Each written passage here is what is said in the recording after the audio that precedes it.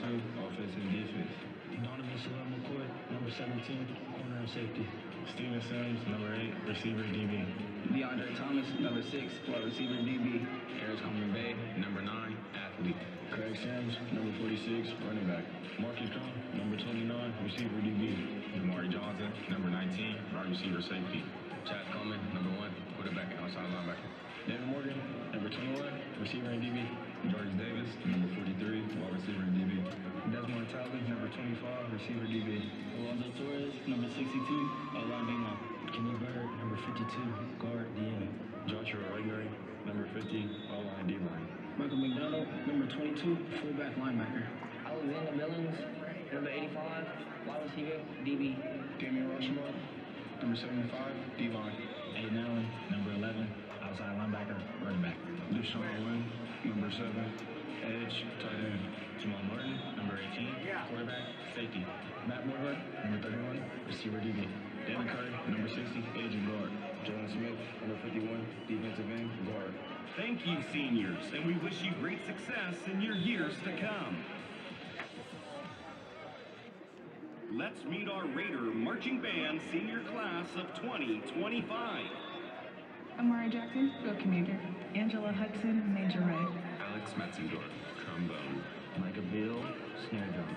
Mackenzie Monsman, major right. Trinity Walker, major right. Kanaya Kaysen, major right. Desire Saunders, major right. Haley Georgia, flute. Emma Fazzini, saxophone. Rose Strother, trombone. Everett Miranda, saxophone. Lincoln Gayhart, tenors. Unity Caesar, trumpet. Matthew Marchberry, trumpet.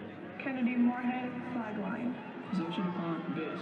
Lily Avila Saliba, cymbals. Ian Brady, saxophone. Maria Miller, flag line. Reed Vaughn, snare. Hannah Reynolds, bass drum. Rana Bacon, snare. Cheyenne Lamb, flute. Brooklyn Molden, flag line. Thank you, seniors, and we wish you great success in your years to come. Let's meet our Raider Fall Sports senior class of 2025. Volleyball. Carly Trisler, number 23, setter. Ava Green, number 25, libero. Trinity Walker, number 7, middle hitter. Sonia Phipps, number 1, setter. Girls soccer. Raya Romans, number 8, left wing. Erica Brooks, number 1, left side defender. Mallory Gannon, number 23, forward. Natalie James, number 24, goalie. Sophie Gardner, number 10, center mid. Keziah Minor, number 25, center defense. Boys soccer. Derek Hall, number 23, midfield.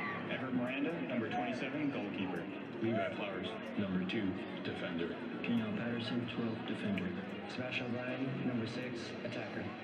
Cross country. Sophie Gardner, cross country. Sebastian O'Brien, cross country. Boys golf. Unity Caesar, boys golf. Jeremy Sampson, boys golf. Sebastian O'Brien, boys golf. Micah Beal, boys golf. Thank you, seniors, and we wish you great success in your years to come.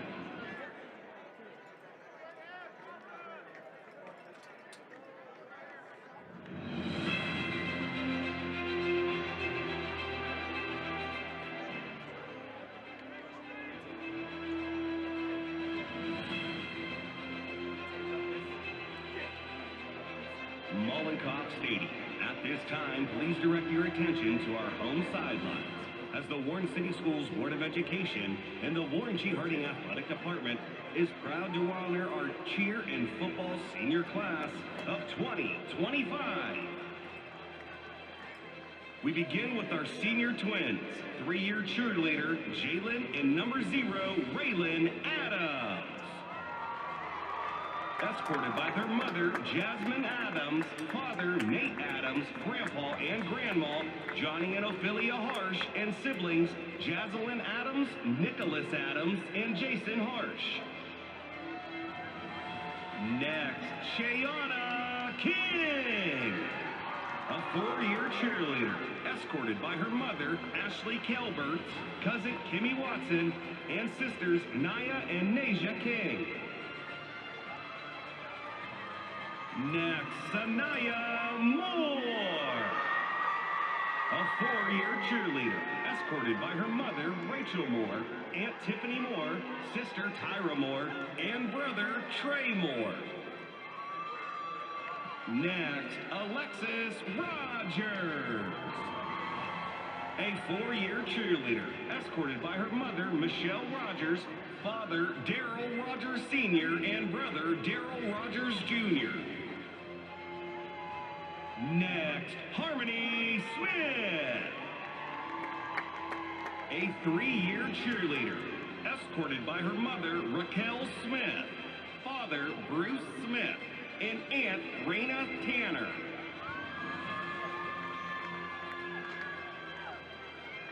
Number 1, Chaz Coleman. And number 2, Brandon B.J. Coleman Jr. Escorted by their mothers, Asia McDonald and LaShonda Priest. Father, Brandon Coleman Sr., brother, Nye Coleman, and Grandma Michelle Jones and Grandpa Frederick Manson. Number 4, Izzy Reynolds. Escorted by his mother, Angel Johnson, father, Chris Reynolds, sister, Egypt Reynolds, and son, Israel Reynolds Jr.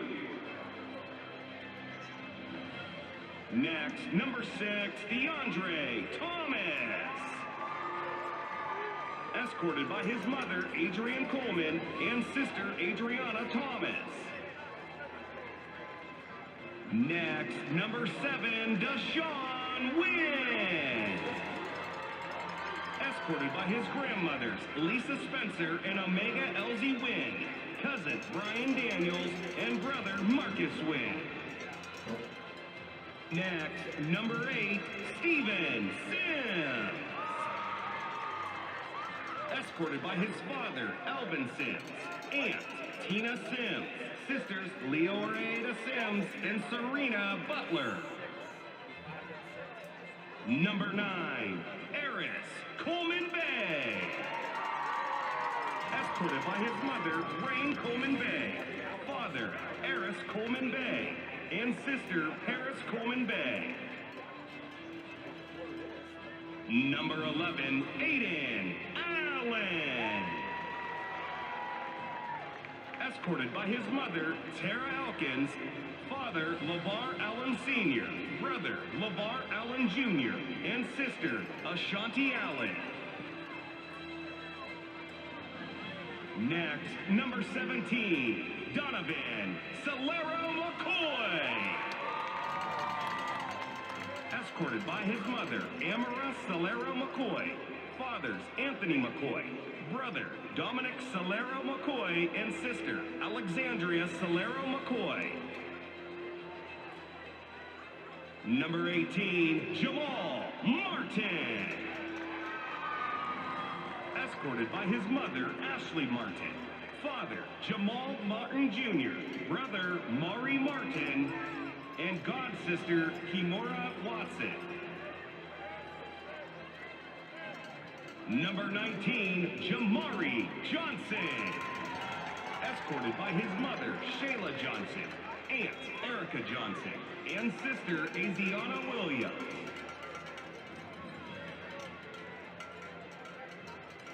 Number 21, Devin Morgan. Escorted by his mother, Heather Jekubek, father, Devin Morgan Jr., grandparents, Tamara and James Moorhead, and Sonny, and sister, Breasia Morgan. Number 22, Michael McDonald Jr. Escorted by his mother, Kiana Vaughn, sister, Ramaya McDonald, and grandpa, John Vaughn. Number 25, Desmar Talley. Escorted by his brother, Desmond and Caleb.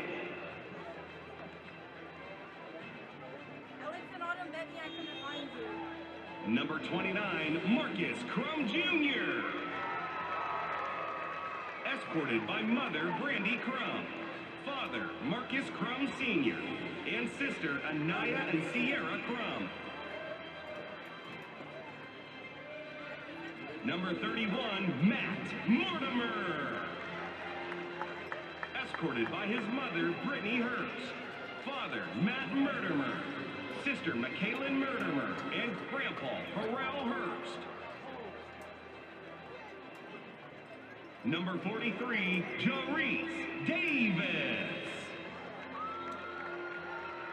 Escorted by his mother, Larissa Davis, sister, Jada Washington, cousins, Rashid Gatson, and Najee Jones. Number 46, Craig Sims. Escorted by his sisters, Jasmine and Nika Sims. Number 50, Joshua Regneri. Escorted by his mother, Melissa Prochodanek, grandma, Donna Prochodanek, and brothers, Kyle and Austin. Number 51, Jalen Smith. Escorted by his mother, Alethea Smith, sisters, Alana and Aaliyah Smith, and brother, Jasavion Woodbury. Number 52, Kenneth Bird Jr. Escorted by his mother, Ashley Gilliam, stepfather, Malcolm Gilliam, grandma, Yolanda Elkins, and sister, Yanasia Burns. Number 60, Dalen Curry. Escorted by his mother, Sierra Hughley, father, Dion Curry, sister, Malia Curry, and Mikkel Curry. Number 62, Alonzo Torres. Escorted by his mother, Heather Delapina, grandparents, Buffy and Bill Thomas, and girlfriend, Tatiana. Number 85, Alex Billings. Escorted by his aunt, Stephanie Noyes, and Uncle Jesse Noyes.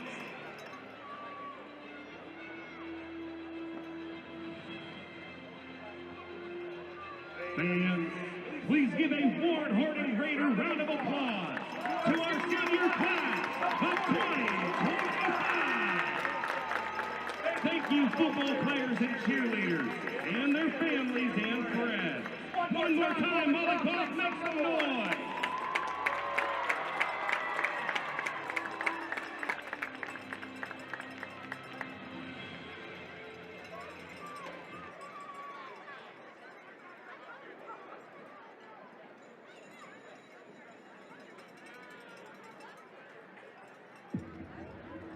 Beneath the Warren, Ohio sky I stand, built from concrete and steel on my sacred land.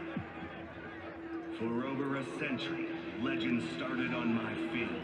3 championship teams and 7 state titles were sealed. In 1990, Warren united as one. A sea in my stands, a Vegas gold and white had begun.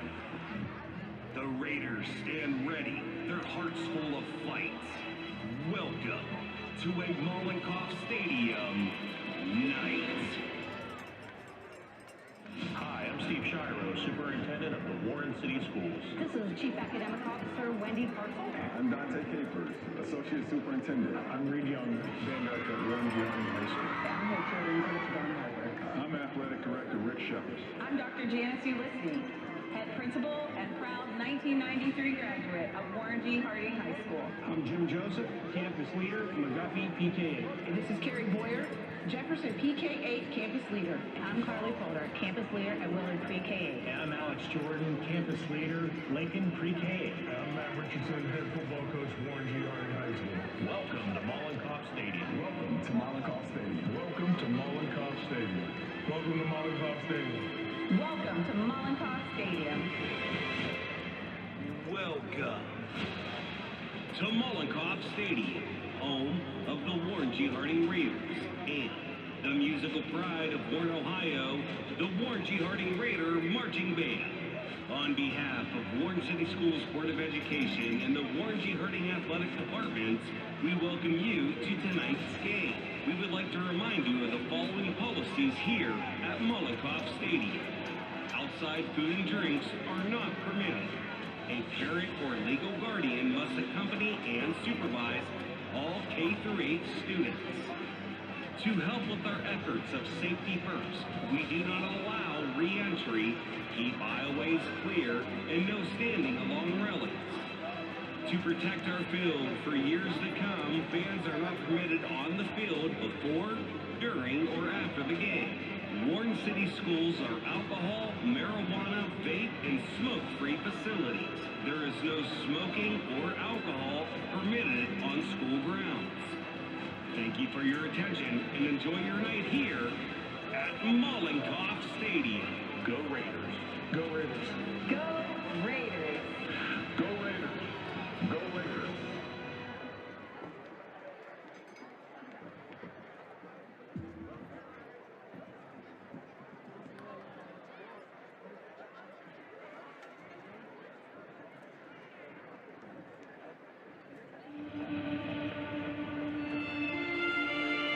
In cheerleading, it's no secret. You'll fall down. You'll stumble.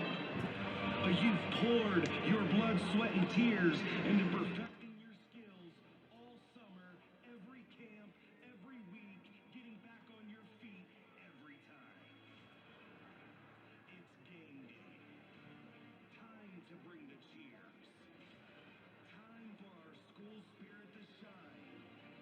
And time to unleash your energy.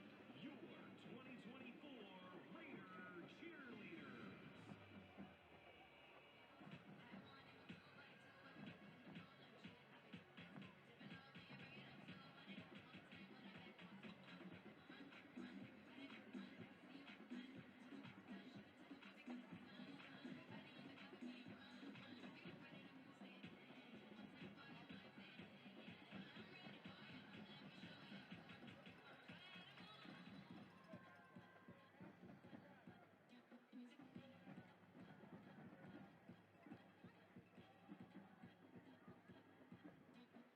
Let's meet our Raider cheerleading senior class of 2025.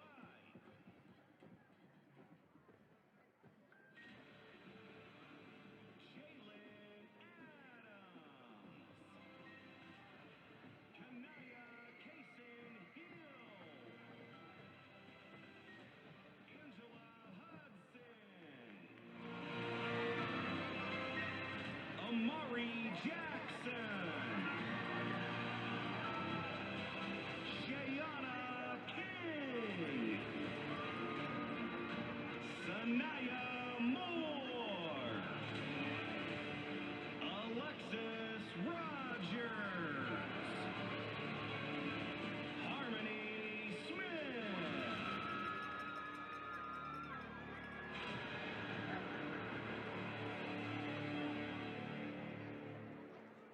Fans, at this time, we would like to welcome Kevin Hellman of Farmers Bank, who will be participating in tonight's coin toss. Thank you to Farmers Bank for being the sponsor of our new video board.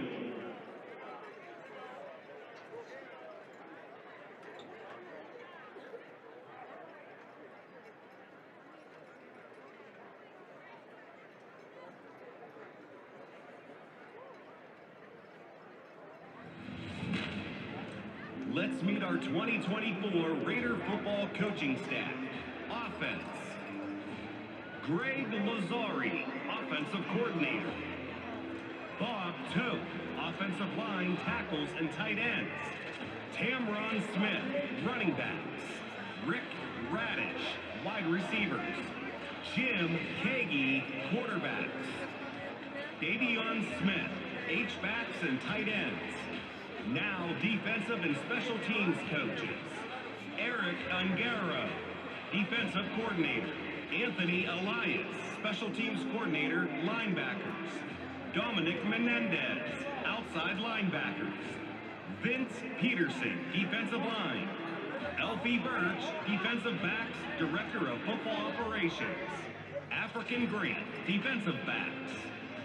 Rico Murray, defensive backs. Colin Smitty, strength and conditioning. And Warren G. Harding Raider football head coach, Matt Richardson.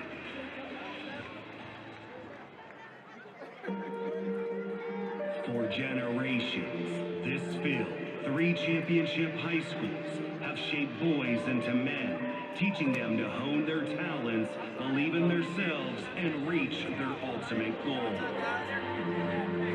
This is not only taught on this field, but expressed to every student that has ever walked through a Warren City school door. From a young age, we are taught to trust in our abilities, believe in ourselves, set a goal, and above all, never give up. Here are 45 athletes that believed in that Warren City school spirit and reached their ultimate goal of playing professional football.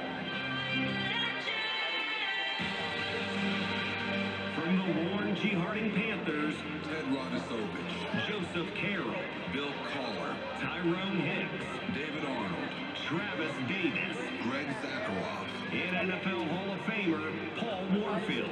From the Warren Western Reserve Raiders, Joey Browner, Keith Browner, Aaron Brown, Derek Kelson, Vanessa DeCree, Elfie Birch, Vanessa Brandon, and Mark Brandon. From the Warren G. Harding Raiders, LaShawn Daniel Sr., Myron Elzey, Vanessa Provit, Derek Tolles, Maurice Claret, Carl Diggs, Prescott Burgess, David Herron, Mario Manningham, Chris Rucker, Cindy Glover, Daniel Boom Herron, Christopher Anzavino, LaShawn Daniels Jr., James Daniels, Lynn Bowden, Yelda Froholt, and Myron Cunningham. Along the way, we have lost a few pro football legends of Warren, Ohio, but their legacy will live on here at Mollenkopf Stadium. John Chakurnia, Chuck Riffle, Jim Bratz, Michael Graham, Lionel Reed, David Rogers, Lionel Thomas, Teddy Roberts, Jimmy Browner, Ross Browner, and Corey Stringer.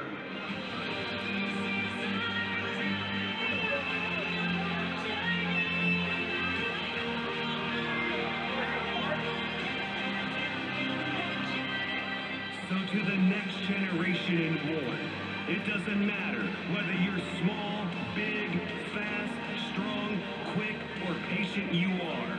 Take the Warren City Schools Foundation in you. Go after your dreams. Believe in your talents, believe in yourself, and give it everything you've got. And you will become a legend.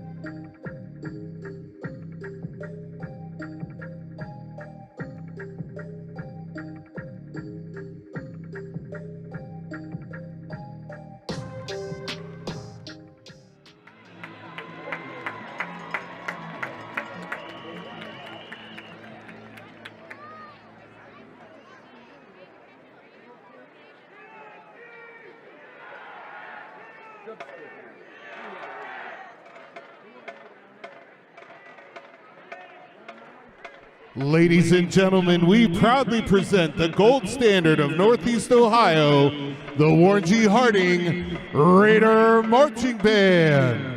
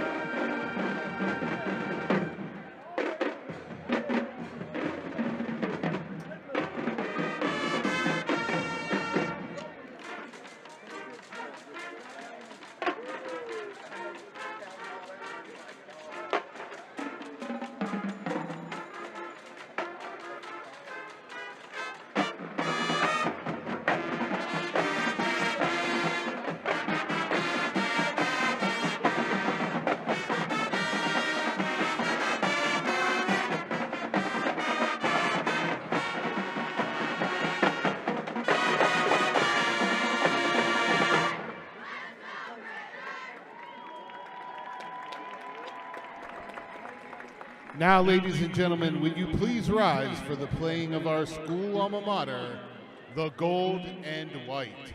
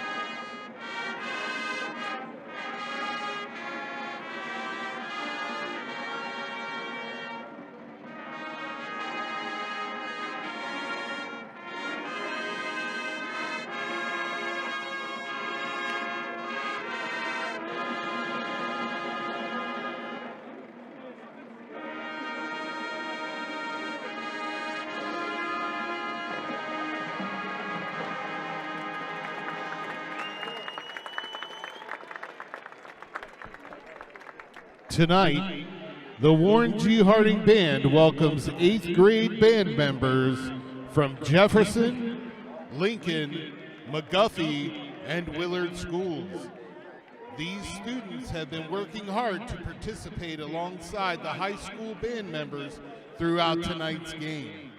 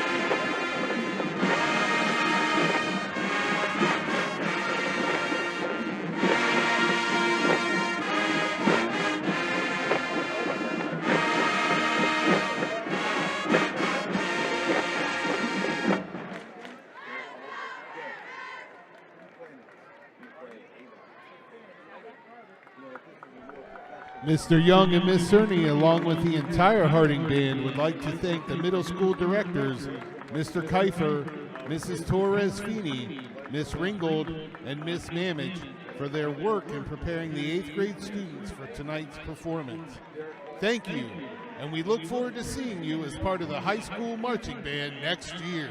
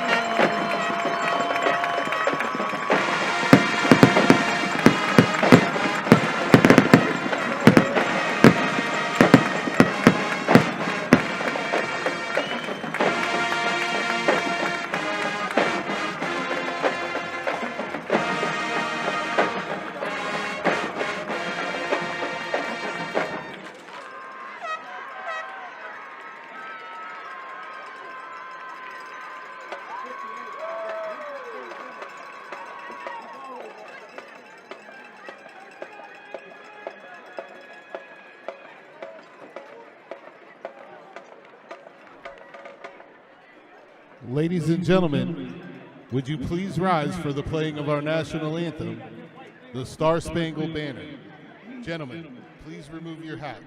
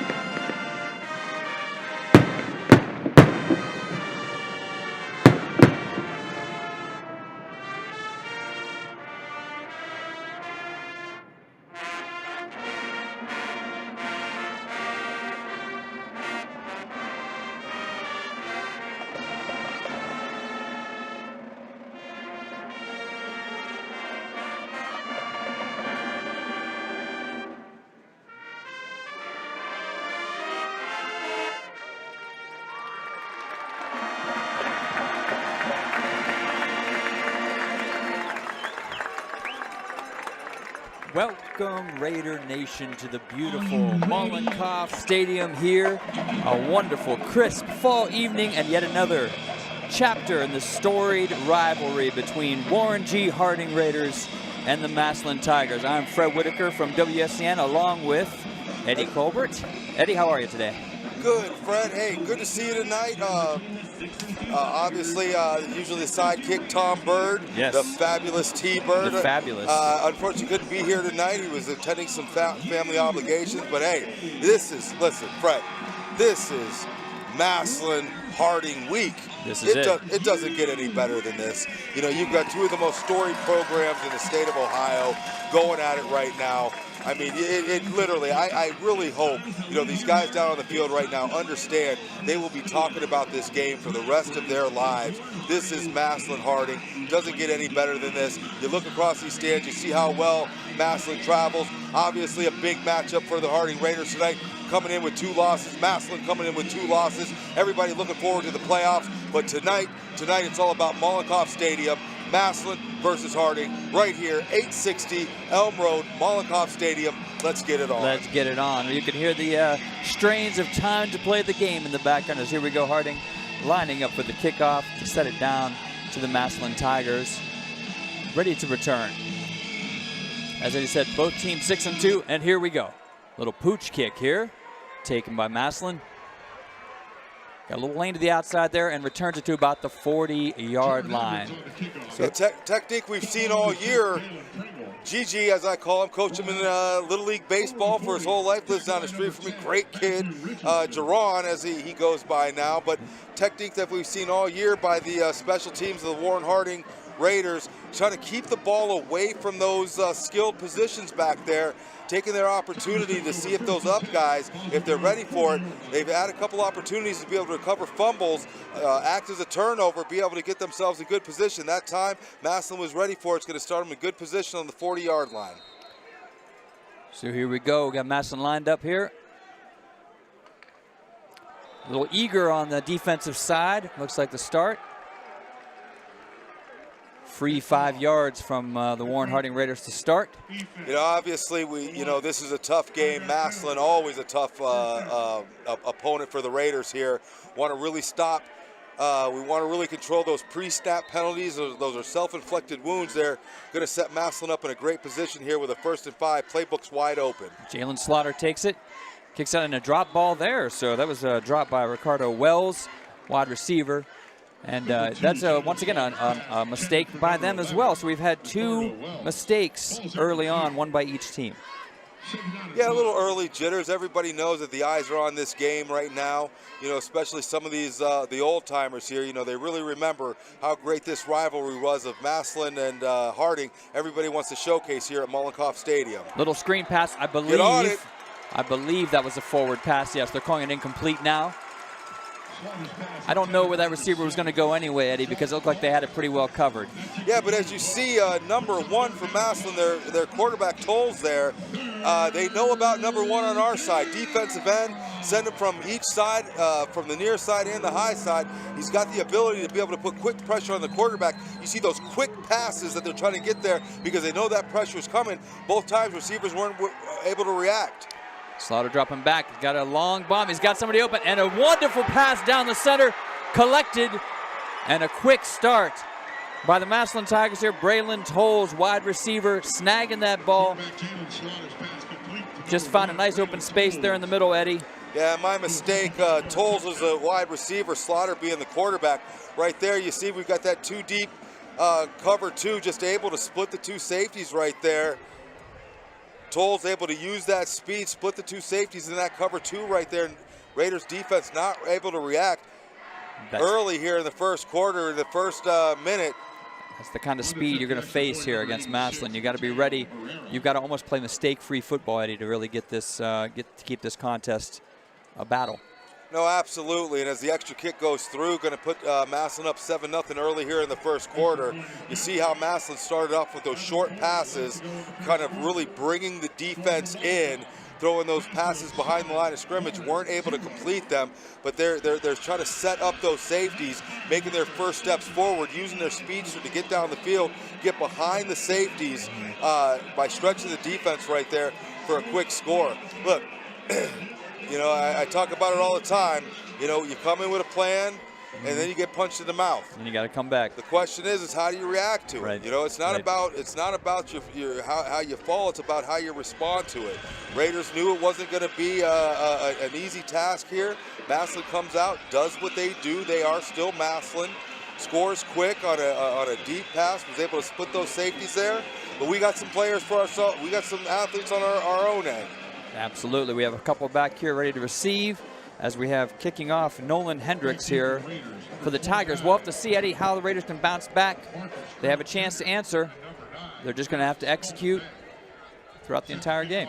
Right. You know, you want to see a balance here. Obviously, you think they're going to start out with the run, try to bring those linebackers, those safeties up, and then they've got some burners on the offensive side that I think they're going to want to try to stretch the defensive with to get those safeties, linebackers pushed back to be able to open up that pass. I think you know, for the Harding Raiders to be able to come away with a victory tonight, they're going to have to do a couple things. They're going to have to eliminate the pre-snap penalties, the mental errors. They're going to have to be able to have a balance on the offensive side by running the ball and passing the ball, and they're going to do that by trying to control the line of scrimmage, but being undersized to this big defensive line from the Massillon. They're going to need to do that by keeping them off balance, and that's going to be by fluctuating back and forth from the run to the pass, using their burners to get downfield, stretching that defense while simultaneously trying to establish the run to get those linebackers to come in and opening up the middle of the field. Chaz Coleman takes it, pitches it here to the right. Looks like Massillon has that pretty well scouted. As you said, the offensive line there is going to have a battle all night up front because Massillon does provide some size and some speed and some experience on that defensive line. Yeah, I mean, they've got a good defensive front there. They're able to control east and west, lateral, but they've also got the stoutness to be able to control that run up the middle. Right there, we were trying to stretch the field there, use our speed to get to the outside. Massillon able to set the edge right there to cause the Raiders to come up with a loss of 2. Going to bring yourself to a 2nd and 12. Coleman gets the play in, taking the snap and dropping back. He's got pressure right at the middle. Just going to have to dump the ball off. A nice catch here. Not much generated as far as offense there, but a nice play to get some yards back and get them to a 3rd down and 5, I believe. You know, very aggressive early on here by that Massillon defense.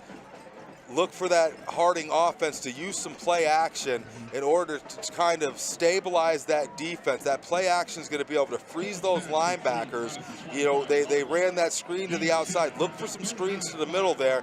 That defensive line of Massillon is going to have to learn there's no such thing as a free lunch, because Chaz is going to have the ability to just hit that running back over the middle. But look for them to use some play action to try to slow down that blitz from the Massillon defense. Here we have an option. Chaz will keep it up the middle, cuts back inside, trying to push to get down to the 30. Ball comes loose, and it's picked up by the Massillon Tigers. Lennox Lemon there. And I believe, are they calling that a fumble? Yeah, Chaz comes up, looks like 24 just rips the ball away from him right there. Wasn't sure if we had a whistle for the stop of forward progress, but it looks like they ripped it out there as he was still pushing, and we have a turnover early. You know, that's one of those plays right there where, you know, you love to see the aggressiveness by the quarterback number 1, Chaz Coleman, you know, trying to fight for every extra yard. But there's that fine line between trying to fight for that extra yard and just going down and living for the next play. Right there, that one didn't work out for the Raiders. Massillon's going to take over with great field position on the Raiders side of the 50.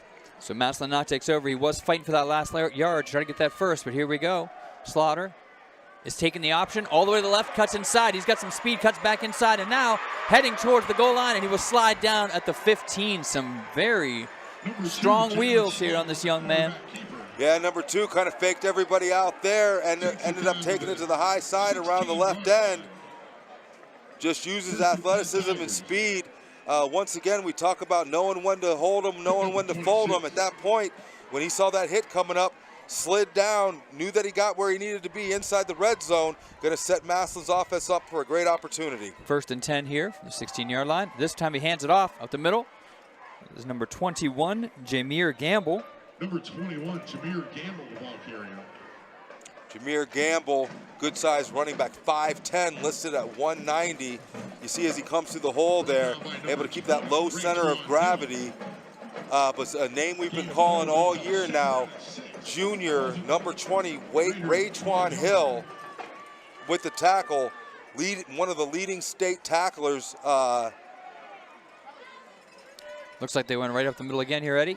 Pushing towards, we're looking at 3rd down and about 2.5 yards here. You know, that's what you want to see there. You know, you want to see that swarm. You don't want to see the one-on-one tackles. Obviously, you don't want to see the arm and the shirt tackles. You want to see the swarm. If you went to the scrimmages this summer, you heard Coach Matty Richardson screaming to him, swarm to the ball. We want 11 helmets on the ball. Snap is given once again. Pursued heavily here by the Raiders, and a nice tackle behind the line of scrimmage. That's number 3, Tyler Smith. Nice pursuit by Smith there. Had several others to help him. But this is what we're talking about, you know. You want to send that blitz, but you got to get home. You got to make a play there. Tyler Smith, another one. Him and Raytwan Hill and Chaz Coleman really been just controlling the middle there at linebacker this year. Tyler Smith able to get great penetration to make a big play in the backfield to bring up this field goal attempt by the Massillon Tigers. Herrera will be kicking for the Tigers. And that kick is good, giving the Tigers now a 10-0 lead early on at Mollenkopf. So actually, Eddie, I kind of consider that a little bit of a win for the defense here. You give up a turnover kind of deep in your own territory and you hold them up and stop them for 3. Yeah, we call that bend but don't break. Right.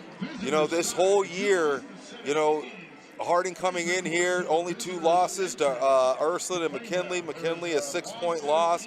Had opportunity to win that game there. This defense is what has really done it for them all year long. Very consistent. And you see right there, you know, the offense unfortunately puts the defense in a difficult position. But that bend but don't break mentality that this defense has was able to hold this potent Massillon offense to 3, giving this Harding offense the opportunity to take the ball back, drive downfield, and keep themselves in the game. My King Adair and Ares Coleman Bay are back for our Raiders to receive this kickoff. Great to see my King back. First couple games of the year, McKinley included, over 100 yards rushing. Right. Unfortunately went down with an injury. We haven't seen him in the last couple games. Just a sophomore, great potential from the young man. Good to see him back on the Raiders offensive side. Adds a little offensive firepower. Absolutely. Looks like Coleman Bay here is going to catch the ball about the 3-yard line. Looking for a space, pursued heavily. Nice special teams here by the Massillon Tigers to take Coleman Bay down at the 10-yard line. This is very difficult to start this deep in our own zone. Eddie, what do you think they got to do here to try to slow down this rush? Well, I think you got to catch them off guard. You can't just go straight drop back. You can't just go straight handoff.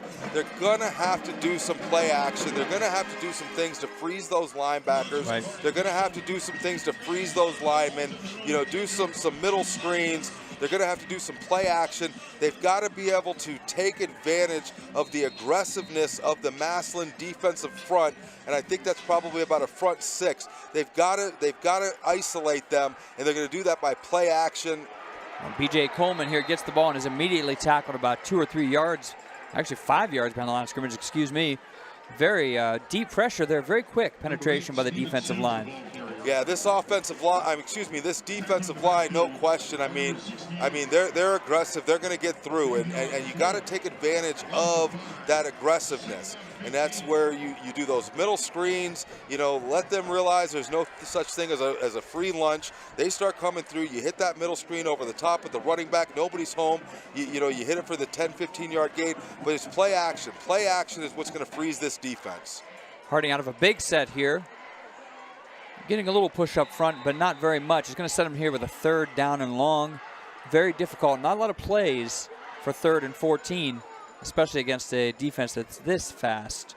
Yeah, when you get into these 3rd and long situations, defense is just going to pin their ears back. They're coming, right? They know you're in a passing situation. They're going to put you in a position where they're going to send the house, make you get that pass off early to even when you complete it, it's going to be for 6-7 yards if you can do it. I really expect for the spotters up top here to start recognizing the penetration that this defense is getting, and they're going to have to start going with some play action. They're going to have to put this defense back on their heels right now. Just trying to run straight forward at this stout defense, I'm not sure that that's going to work. You're going to have to do play action. You're going to have to do some misdirection. You're going to have to do some things to keep this defense on their heels. They can't just come straight forward at you because they're going to win every time. Pitch around the left side here. Trying to cut it out, but there's a lot of speed over there. Perhaps a gain of 3 or 4 there. And it looks as though the Raiders are going to be forced to punt. So that's 3 very, that's kind of difficult things happening here. We have a turnover. Now we have a quick 3 and out. And this is the kind of thing that has the Massillon Tigers kind of licking their chops. No, absolutely. And, you see that play right there, kind of conservative there, knowing that the defense was probably going to drop some guys back into pass coverage. Didn't want to take the chance of having a turnover, so they just ran the safe play of the sweep to the near side. Fair catch here by the Tigers at the 48-yard line. It's taken by number 24, Tyler Hackenbrock. So we have 2 teams here, Eddie, that are 6-2. Massillon is fresh off of a travel to Texas last week where they won 41-0. Their only losses so far come to DeMatha in Maryland and Bergen Catholic in New Jersey. So they're traveling quite a bit. Yeah, listen, being a former player myself, I come here and this is just unbelievable. I wish I could have played in games of this magnitude, but Massillon, on the trajectory that they've continued to be on, they've got 2 losses, one to a team from Maryland, one to a team in New Jersey. Obviously a great team right now. Right now, Division II looking better than Division I. Massillon obviously leading that charge. Slaughter's going long. A little separation here by number 7, Jaquez Carter, who fights his way for a few extra yards, and a quick strike there down to the 23-yard line.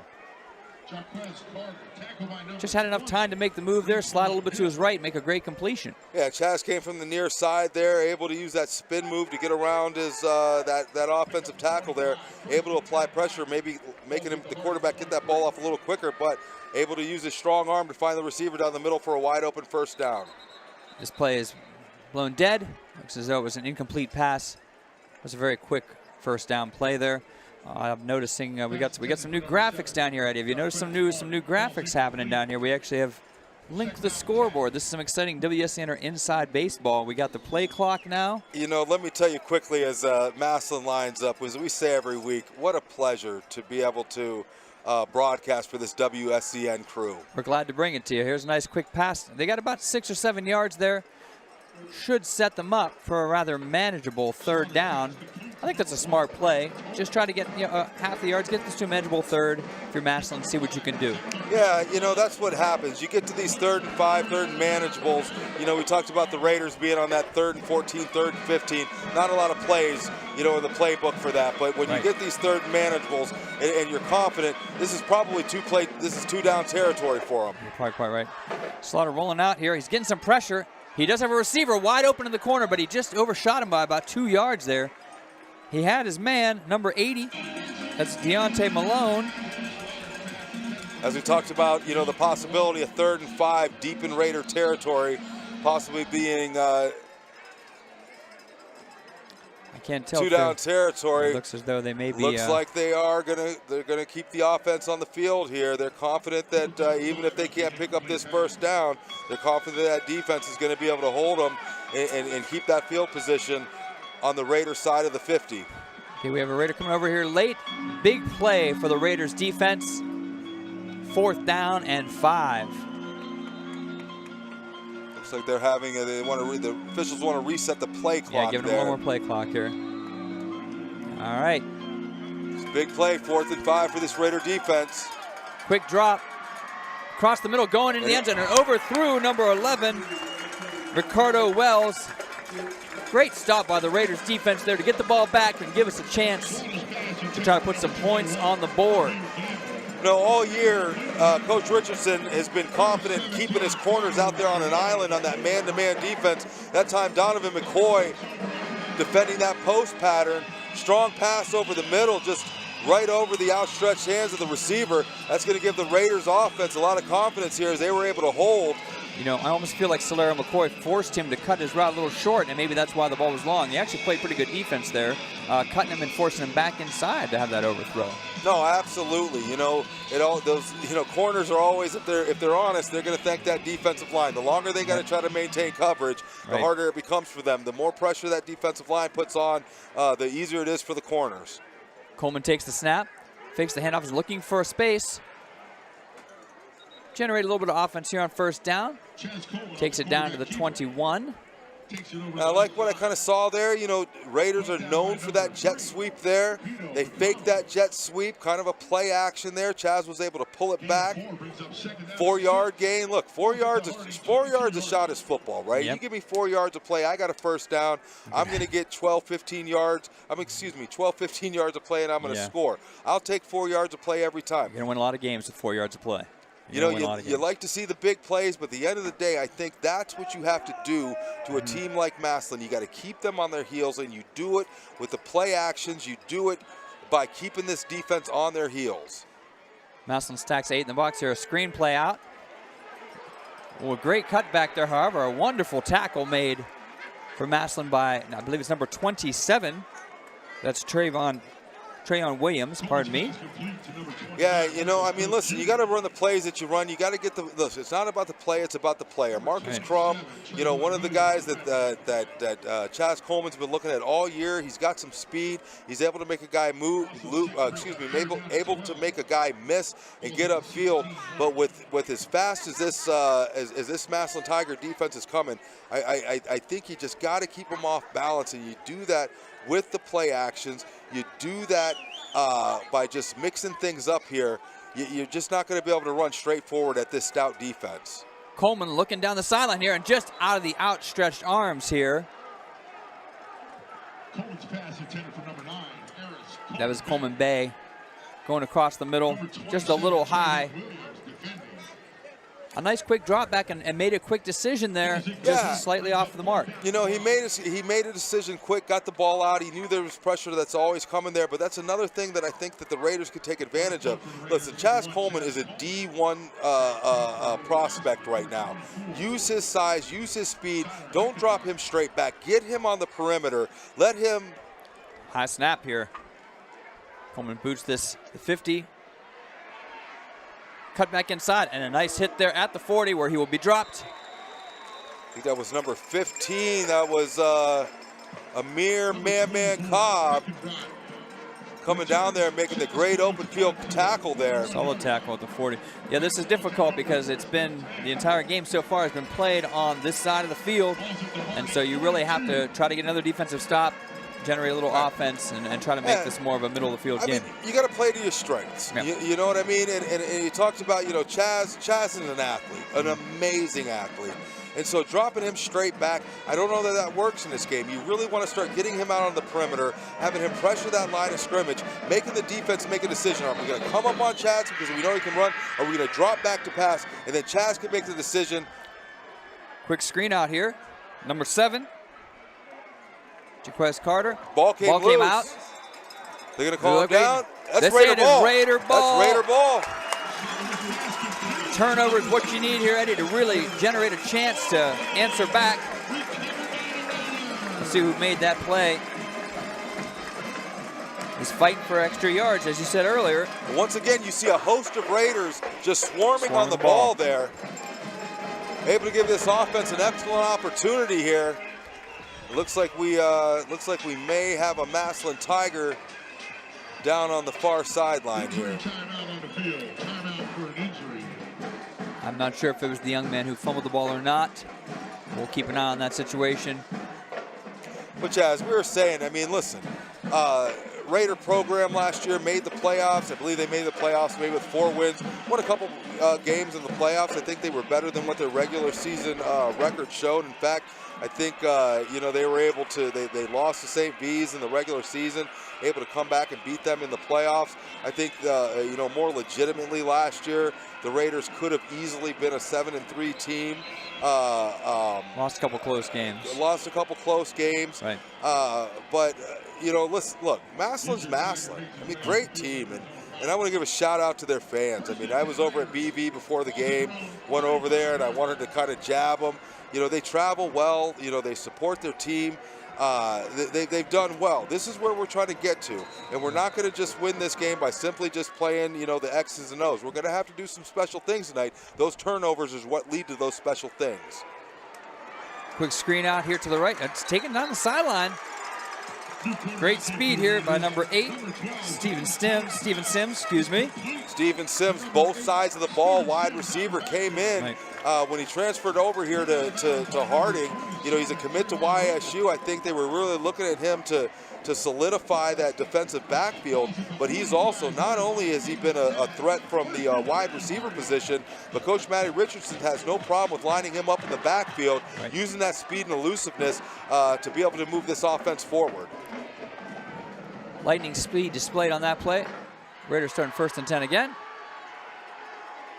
little bit of pressure going long. Has a man wide open. It's caught at the 15. That's Aris Coleman Bay. Didn't even realize. Look, like clockwork, every game, the Hogan transfer, James Jones comes in, sophomore. Coach Richardson not just thinking about this year, but trying to prepare this Raider team for the future, getting the sophomore some credit, getting him some snaps under the lights, getting him close to that. He doesn't just come in to drop back and hand the ball off. He will come out there, drop back and pass the ball, and as you've seen, hit one of the favorite receivers this year, Aris Coleman Bay, for a big gain to put the Raiders in great scoring position. So here we go, 1st and 10 from the 11-yard line, dropping back once again.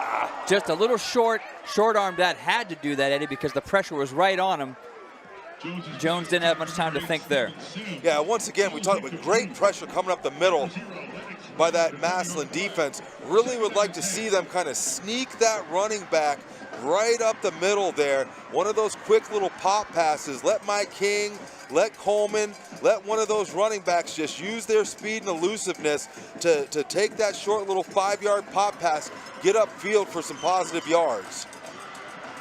Jones is back here in the huddle, leading him out 2nd down and 10 from the 11-yard line. The Raiders could potentially get a 1st down without getting a touchdown here, but you'd like to cash in that 6 right now. Oh, absolutely. Handoff up the middle here. I believe B.J. Coleman pushing, but not able to generate much there. Yeah, I think it's going to be tough to just run straight forward on this stout front four for the Massillon Tigers. Yeah, it seems as though they're stacking 8 in the box, quite a few plays here. So that is difficult to run up against a very aggressive full front there. Yeah, that's why, like I said, you keep on mixing it up. You try to keep them on their heels there. Take advantage of the opportunities that you presented to yourself. Here we go, our Raiders on 3rd and 11. Jones surveys the situation. We have 3 wide to the right. Drops back, gets to the ball quickly, going towards double coverage. Not much of a chance there. I believe he was going for. Yeah, you see how the defense played that there. They had safeties back on both sides, basically in a cover 2 position. That's where you want to start looking in the middle there. That should keep that middle open for you there. But with that high pressure coming from the Massillon defense, quarterback's got to make a decision quick. He went to what he did. He threw up the 50-50 ball. Unfortunately, receiver wasn't able to come down for it. Jerron's going to come on to attempt to cut this to a 7-point game. A 29-yard field goal. Snap and hold look pretty good. A little low. Look, they might have gotten a hand on that. I'm not sure, Eddie, but just a little low and left, and that is no good. So the Raiders come away, unfortunately, empty-handed after a very strong drive. Yeah, it looked like the snap was there, the hold was there. He just kind of pulled it. You know, we've seen Jerron, we've seen him make some 50-yarders here in pregame. Unfortunately, not able to connect on that. Just heartbreaking for the Raiders after they were able to create that turnover. Big gain, put themselves deep inside Massillon territory. Unfortunately, just not able to come up with any points.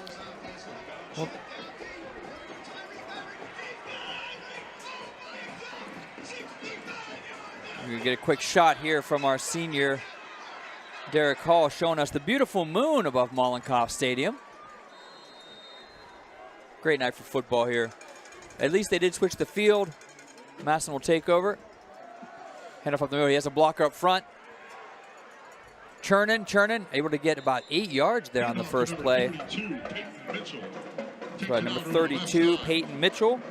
Peyton Mitchell, big running back, 6 foot, 200 pounds, just able to attack that line of scrimmage right there. You see how he just keeps those legs churning, just kept them moving to bring the Massillon Tigers here to a 2nd and 3, opening up the playbook to a whole bunch of plays. Right.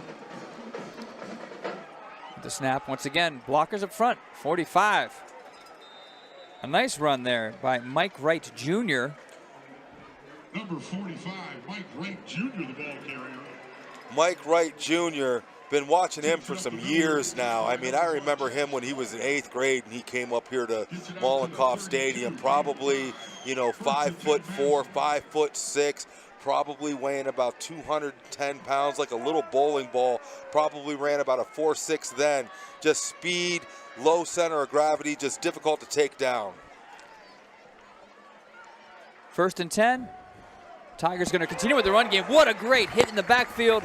Excellent penetration by our defensive line there. Met in the backfield by number 0, Raylan Adams. Raylan Adams, another one that we've been talking about, special teams. He's back deep on the punt return there. Another just athletic kid right there, able to come up. We're looking for a lot of things out of number 7 too. Look at the near side, number 7, Deshaun Wynn. Look for some pressure to come off that side. Quick burst here by number 21, Jameer Gamble. And he will churn out about 9 yards there to make it a 3rd and 1. And that will conclude our first quarter. Massillon Tigers up right now over our Harding Raiders 10-0. Obviously Harding not happy about the 10-0 lead, but you try to work off some of the positives there. You had a nice defensive stop on a 4th and I think 5 there by the Raiders, able to take over control, bend but don't break type of defense. You had a turnover on the far sideline there by the Raiders, able to drive deep inside to the Massillon territory there. Opportunity to put some points on the board, just unable to capitalize there. So, Coach Richardson, he's bringing his kids over to the sideline there, telling them calm. We got 3 more quarters left here. We've hung with this team. They expected to put 21 up on us. We're down 10-0. We're 1 score within putting ourselves right back in this game. Just keep calm, stick to the plan, and continue to believe in what your coach did. Do what you're doing. No pre-snap penalties, and take advantage of the opportunities that you give yourself. We start the second quarter with Massillon at their own 41-yard line. Slaughter drop back here. Quick handoff. And the Raiders fairly stout. Ball comes out, but that's well after the whistle. It's an interesting set there. He's got two running backs. He has an option to go to either, and then he's got a nice lead blocker ready to go. Yeah, and you complement that with the big front five that Massillon brings here. Makes it real difficult, but you know, you give the Raiders a lot of credit. You know, obviously all year kind of been undersized up front, but they've been able to utilize their speed and athleticism to beat those big guys up front. It's just, you know, how long can they continue to just lean against these big guys before they wear down against them? That's where the substitutions come in. First and 10, a nice fake handoff here. Slaughter looking deep. A couple pump fakes, there and he just waited too long. A great play on defense by number 7, Deshaun Wynn. Just brought his name up, told you to look for him. You know, you got Chaz on the one side, you got Deshaun Wynn on the other, but right there, you saw that one-on-one coverage. Let's see what the penalty is. Dead ball. Personal foul.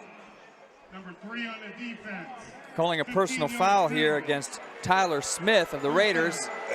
And that's a big 15-yard penalty. After a great play, Eddie, you know, something like that kind of takes away the momentum. No, absolutely. You know, Tyler Smith, you know, part of the heart and soul of this defense at middle linebacker there. You know, he's been getting playing time since a sophomore. I couldn't catch, you know, what they called on him there. Yeah, when you're not down on the field, you're not really quite sure. But it's obviously something the referees took issue with. And that will give Massillon a free first down here at the 40. And that ball was never snapped. That looks like that's going to be a false start on the whole right side of the Massillon offense. False start. Get 5 yards of that 15-yard penalty back there. Everybody but the center was going, Eddie. Yeah. Somebody knew what the count was. Yeah, yes. They all tried something different there, and then none of them were right. That's okay, though. After the penalties marked off, 1st and 15 from the 45. Okay, so now Massillon's starting a little bit back now here. They got 1st and 15, 45. Slaughter dropping back. Quick out pattern to number 1. Excellent job of just grabbing the ball there and moving upfield, getting as many yards as possible out of that play by Braylon Tolles. You know, obviously Massillon well coached all year. Coach Matty Rich has kept his corners out there on an island kind of by themselves, but he's given a lot of cushion.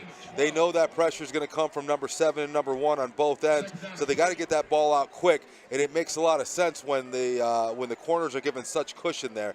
You know, it all kind of falls into place for that Massillon offense. Slaughter drops back again. Another kind of quick out here to number 11, Ricardo Wells. Very close to first down. I think he might be a half a yard short here, Eddie. We're going to be looking like perhaps a 3rd down and 1, a short one.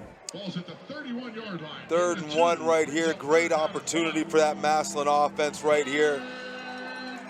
They got an opportunity, if they choose to right now, to just run a straight running play behind that big offensive line to pick it up, or if they choose to look for one of those one-on-one matchups, throw up that 50-50 ball, knowing that this is going to be a 4-down opportunity for them. Slaughter takes the shotgun. Has a nice crossing pattern here at number 1. Well played. There's Aris Coleman Bay over there. Well played. But once again, just a little bit of a cushion. And when you have a 3rd and 1, all you need is a 3-yard cushion. Yeah, you had, once again, Aris out there on an island by himself, man-to-man. Ran that slant pattern there. No help in the middle there. It was just on Aris. They were hoping that he was going to be able to come up and make a play, but quick play, able to pick up the first down. Slaughter screens it out to number 21, who's got some room down the sidelines and is bumped but not pushed out, I believe. Let's see. Number 21, Jameer Gamble, takes the pass. Looks like it's a touchdown for Massillon. I didn't see a signal down there, Eddie, but I think they're calling this a touchdown. He just tiptoed down the sideline, it looked like. Yeah, just great open field running right there, able to find a lane. Burst of speed. Use his speed, get upfield, north and south, no east and west. Had a nose for the end zone, able to get in there. Going to put Massillon up with the opportunity to go up 17-0 here in the second quarter. Kicking for Massillon, we have Mateo Herrera. And that extra point is good, giving the Tigers a 17-0 lead with 9:21 left in the second quarter. And Eddie, there's very little room for error when you play a team like this. And now when you're this far down, you've got no room for error now. So what do you expect to see here from the Raiders trying to answer back? Well, you know, you got a couple things you can do here, right? I mean, you score points in a couple different ways. You either have players that can score from anywhere on the field and they hit big, big shots, or you're able to sustain a 12 to 15-yard drive. Right now with this Massillon off defense, I don't know that a 12 to 15-yard drive is something that we're going to do right now. I think right now you're looking to kind of work this defense inside, outside. I just really think you got to, really focus on keeping them off balance. I think you got to, it's not necessarily about the play, it's about the player. You got to get the ball into the hands of your playmakers, and you got to let them go out there and make big plays right now. Take advantage of those opportunities that you're given. Raiders have a couple back to receive this kickoff, looking for better starting field position.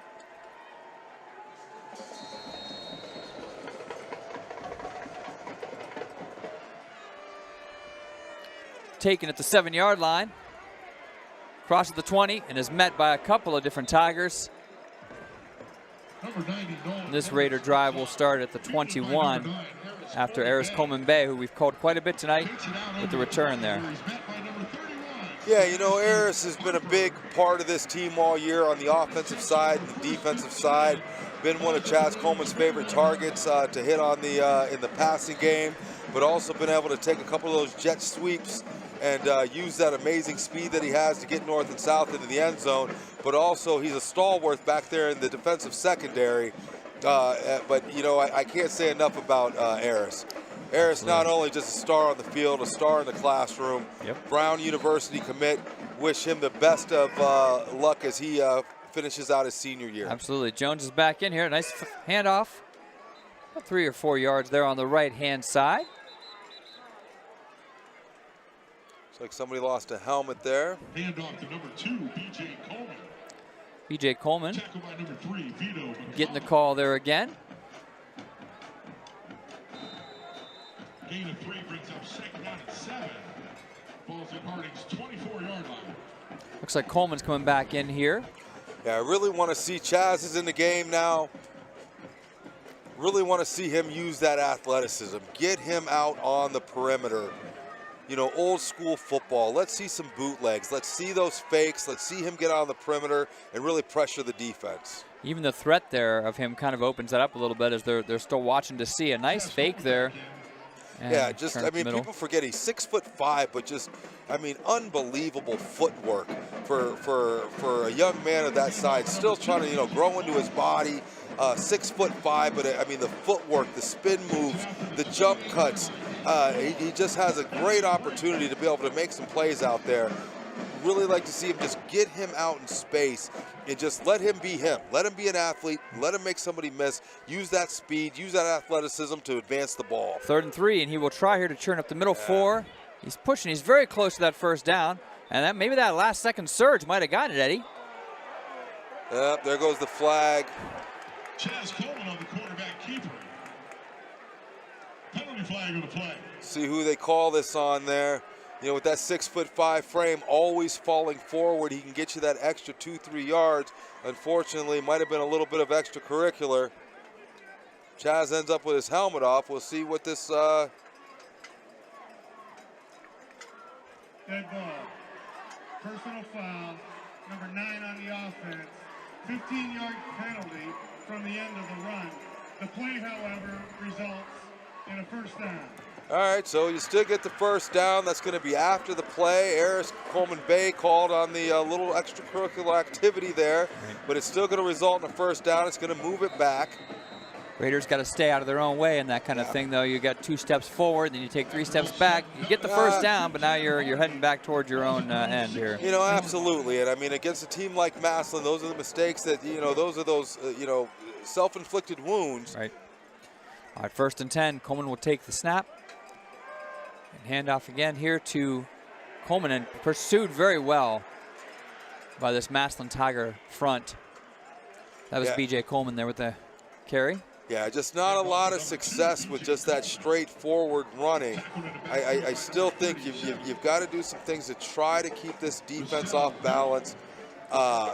You know, back we used to call it, you know, you attack the blitz. You know, you tell your quarterback wherever you see that man coming from, you know, that's where you throw to, because that's going to be the vacant area. Usually in high school, they're not, you know, advanced enough to be able to not only, you know, blitz from a position, but then bring a safety up or a linebacker over, you know, to fill that position. So you attack the blitz.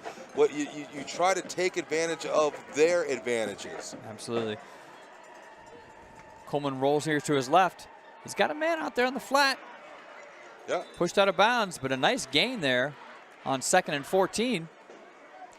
Makes this a much more manageable 3rd down for the Raiders. No, not too bad. You know, you saw Chaz getting out of the pocket there, you know, rolling to the high side there, finding that receiver in that zone defense, finding them and being able to hit him for that decent gain to bring up this manageable 3rd and 4. Raiders still trying to climb out of the hole from the personal foul, but it is 3rd and 4.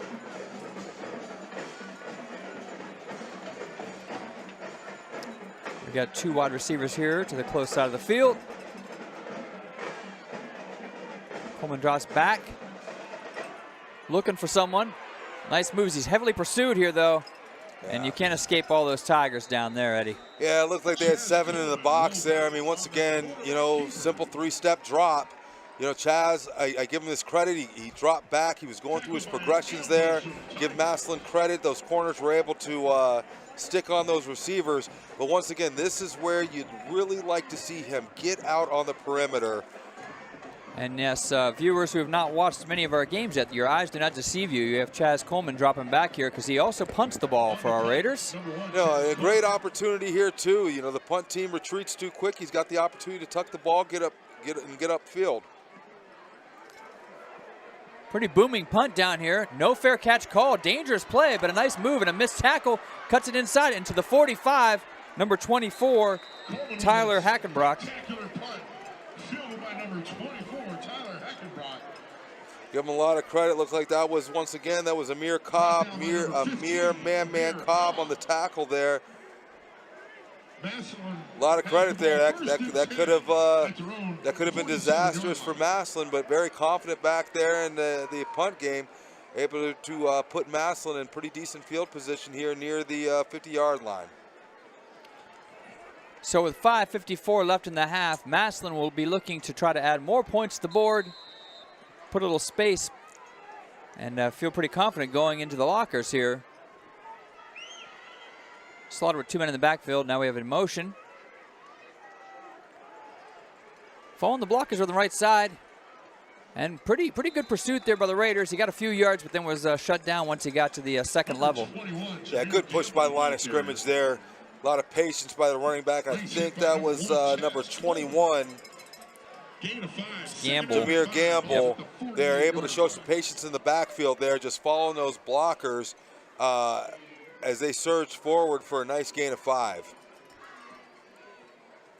Once again, that gives you so many options now. You know, as a defense, you don't know whether they're going to run or pass here. 2nd and 5 is a great down if you're an offensive coordinator. Pre-snap penalty here. Looks like that should be against Massillon, unless they're going to call up. Yep. On the offense, 5-yard penalty, 2nd down. You know, I wonder that was number 51, Andrew Brumfield. I wonder if that's, you know, he had the kind of held snap earlier, and that time he kind of double pumped the snap. Maybe having a little bit of trouble with the snap count tonight. Yeah, trying to catch them off guard. A lot of times the strings aren't where they like them, and they move it, and the refs don't like that, and so they'll throw the flag just to let them know the ball's where I put it. Screen out to number 7, Jaquez, who has a little bit of speed here down the sideline. And nice pursuit again by the Raiders, but not until we get the 1st down. Yeah, Slaughter, I mean, just as soon as he gets that snap, I mean, he's, and, you know, in the NFL, they talk about, you know, 2.33 seconds. I mean, Slaughter's probably releasing that ball in 1.52 seconds easy, just quickly getting it off. And with the cushion that the cornerbacks are giving these receivers there, gives these athletes the opportunity to make one person miss and get upfield for a nice gain. Pretty much the same play to the right side this time. and it works about the same as well. And looks like that was caused by the ground. They're saying that he's down by contact here, Eddie. Let's see. Yeah, that was Eris Coleman Bay with the belly-to-belly suplex tackle there. Yeah, I was actually wondering if there was going to be some laundry on the field there for a second. And now we have one of the Raiders down on the sidelines. Can't catch the number from here. See if we can pan in there, but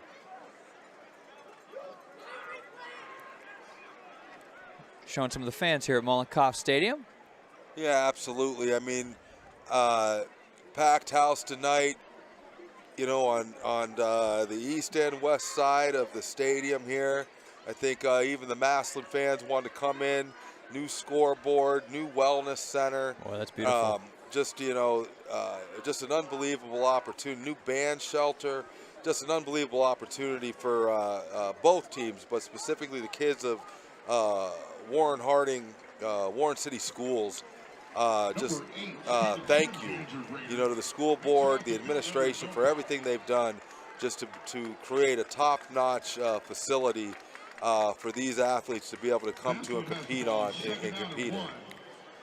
That was Steven Sims, who is he's able to get off the field on his own power there with a slight limp.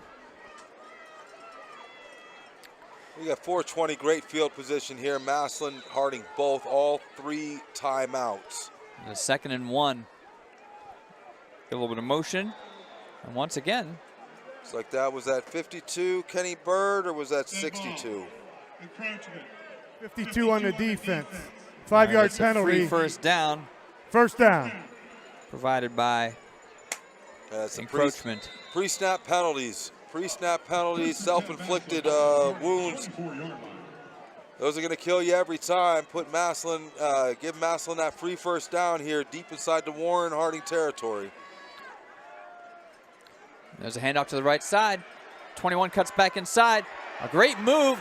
Has a nose for the end zone, and he will find his way for 6 for the Massillon Tigers. An unbelievable run by Jameer Gamble, who once again has his name called. This young man is making quite a few plays tonight, Eddie. No, Jameer Gamble, I mean, just athletic right there. You know, finds himself to the right, breaks back into the left there, just keeps those legs turning, low center of gravity, not willing to go down on those arm tackles, making you put a shoulder on him right there. Just nose for the end zone, like you said. Able to put that ball in the end zone, give the Massillon Tigers opportunity to go up big here in the first half. Extra point is down and good. And now you have the Massillon Tigers up here at Mollenkopf Stadium with 3:52 left in the second quarter. 24-0. I just want to reiterate a little bit here what Eddie said. I got a chance to take some of my Raider Day students over to the Wellness Center.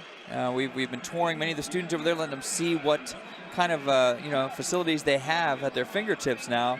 You know, they have the great robotics lab in there, all-weather track up and down. We have a long jump pit. We got some yoga rooms that are in there. You got the bistro. You got esports. You've got, look, Akron Children's Hospital. A wellness clinic right here for our kids. It's just it's an incredible opportunity for the students of Warren City Schools, and that's what this is all about. It gives them many opportunities to better themselves, better their minds, better their bodies, and just have an indisposable facility here there for them. It's wonderful. You know, I obviously I serve in a position for the city, and I'll tell you, what I've learned over these years is if you want a community and a society that has the opportunity to succeed, the best way you do it is by providing opportunity for your youth. And that's what Warren City Schools has done, is they've provided opportunity for our youth. Absolutely. So Massillon will kick off. Handled here at the 10-yard line. Across the 20. Has some room down the sideline. And Eris Coleman Bay, who I believe stepped out of bounds there, provides some excitement for the Warren G. Harding Raiders sideline here and gives them great field possession and a chance to maybe score before the half. And Fred, you know, we talked about that earlier. I mean, there's a few ways you win football games, right? You know, it can start with defense, you know, holding the opponent, you know, to little to no points, obviously putting the offense in good positions to be able to score on a short field. The other way is on the offensive side. You know, you either sustain long drives or you score from anywhere on the field. Right now, I think the best opportunity for this Harding offense and their defense is to be able to create big plays. Yep. Get their athletes out in space. Let them do what they do. It's not going to be about the play. It's going to be about the player. Get them in positions to be able to score and break big runs. James Jones, a quick screen out to the left. Taken by Harding, number 10, down the sideline, and gets 8 yards before being taken out of bounds. James Jones' pass is complete to number 10. Once again, James Jones checking in here. Matthew Richardson with the grab there. Matthew Richardson, another sophomore, starting. Probably called his name more than anybody on the defense. I think a lot of these teams see that sophomore behind his name, think they can try to take advantage of him, pick on him when he's out there on that island in the man-to-man coverage. But all year long, he has stepped up to the cause.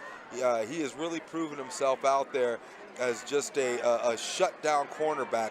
Look for great things to come from him in his upcoming junior and senior year. 2nd and 2 for the Raiders. Jones draws back, has some quick pressure, trying to make a move but cannot escape this heavy pressure by number 87. That's Isaac Maxheimer.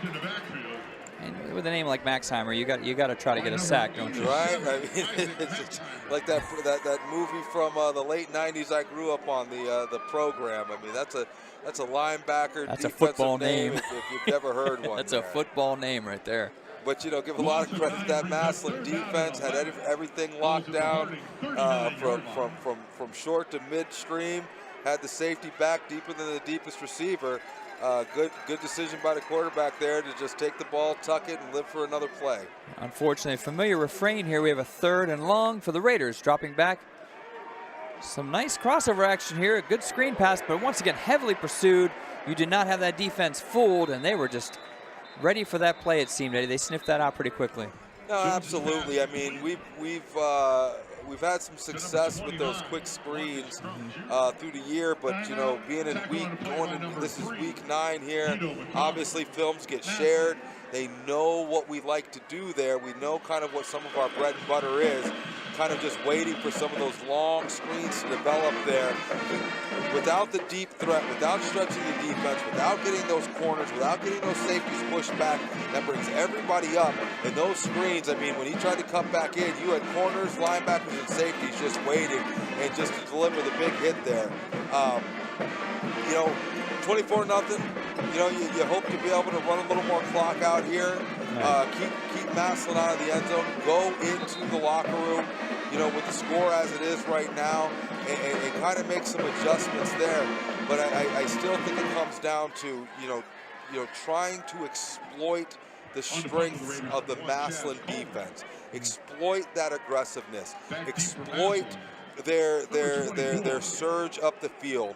And you do that by the play actions. You do that by the counters. You do that by trying to keep them off balance. And I think you got to take a couple shots downfield with the burners we got. Coleman able to get that punt off. Stepping back. That looks like it was touched. What are they going to call there? And they're saying Hackenbach there. Once again, he's been very aggressive on those turns. He was on the ground trying to reach for the ball. I don't know if he got his hands on it. We have a referee discussion going on. About it. Didn't see the replay there, Eddie. I'm not sure. I don't know if we can get a replay to see if he actually touched it, but he ill-advised decision while he was laying on the ground, tried to make a grab at it.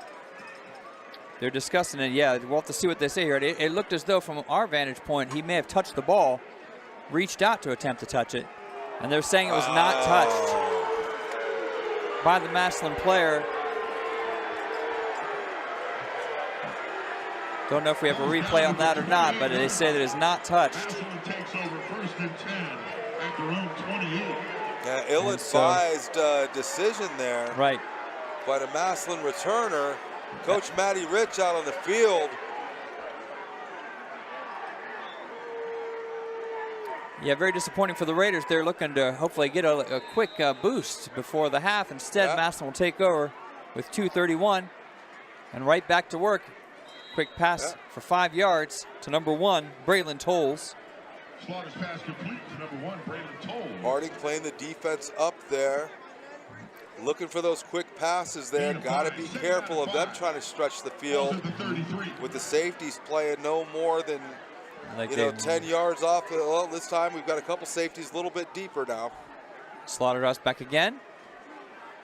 Same design of a play here to number 11, Ricardo Wells.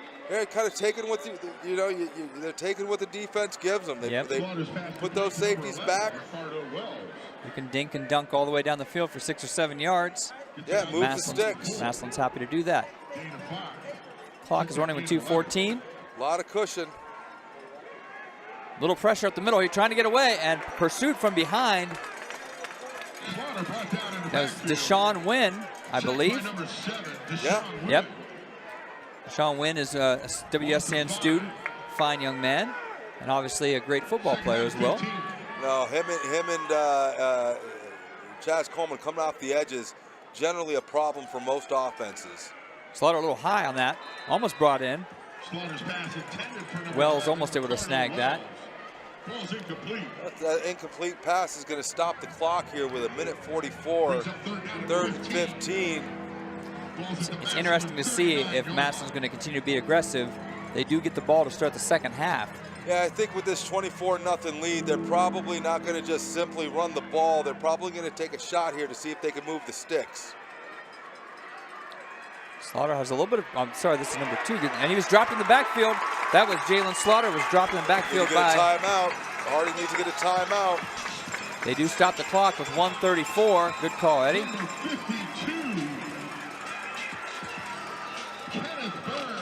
Kenny Bird said his name a couple times, couple miscues with some pre-snap penalties that time. Definitely not a miscue there. Aggressiveness, got through the line of scrimmage, able to get a sack in the backfield there. It's going to bring up this 4th down, leave the Raiders with some pretty good opportunity here. Still 2 timeouts left, 1:34. Probably going to get the ball with, let's say, about 1:25 with those 2 timeouts left. High school football, clock's going to stop on the 1st down. Need to try to work the sidelines, but they need to work upfield, north and south. Yep. Not a lot of dancing, not a lot of jukes. Massillon's defense is too fast, too swarming. You need to plant that foot one time. You get one cut and go upfield, north and south. Utilize those timeouts, work the sidelines, see if you can get yourself an opportunity to put some points on the board before the half. Go in there with some positive feeling, work on some of the, looks like, that we had a whistle. It did sound like it was a whistle right before the play was actually set up, but Raylan Adams will allow this to bounce in front of him, and it will trickle out of bounds at the 36-yard line. And that is where the Raiders will begin with 1:24 left, 2 timeouts. And as you just mentioned, Eddie, they're going to have to try to make some quick sideline passes, try to get down at the 1st down and try to move this ball and see if they can put some points on the board before they head to the locker room. Yeah, I expect Massillon to come out in a cover 2. Middle of the field should be wide open. That is okay because it's high school. As long as you advance at 10 yards, you're going to stop that clock. Like to see them use somebody like Donovan McCoy, number 17, track star, runs a sub 11 100-yard dash. I'd like to see him use Marcus Crum, another burner, to kind of stretch those safeties down the field, open up the middle for those drags and those post routes to just advance the ball upfield.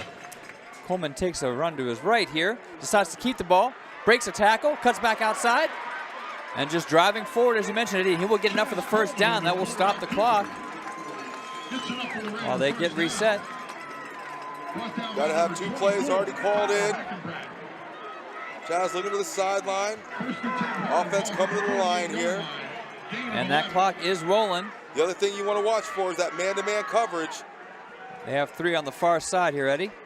Let that defense get downfield. That gives Chaz the opportunity to get upfield. Chaz rolls out that way, and he actually takes a shot as he throws the ball away. Good play by Chaz. He knew he was going to get a shot there. Got rid of it. Yeah, get rid of it. Get it out of bounds. it's very difficult. Chaz is feeling the effects of that hit a little bit there. It's very difficult to really move the ball around when you have pressure that quickly.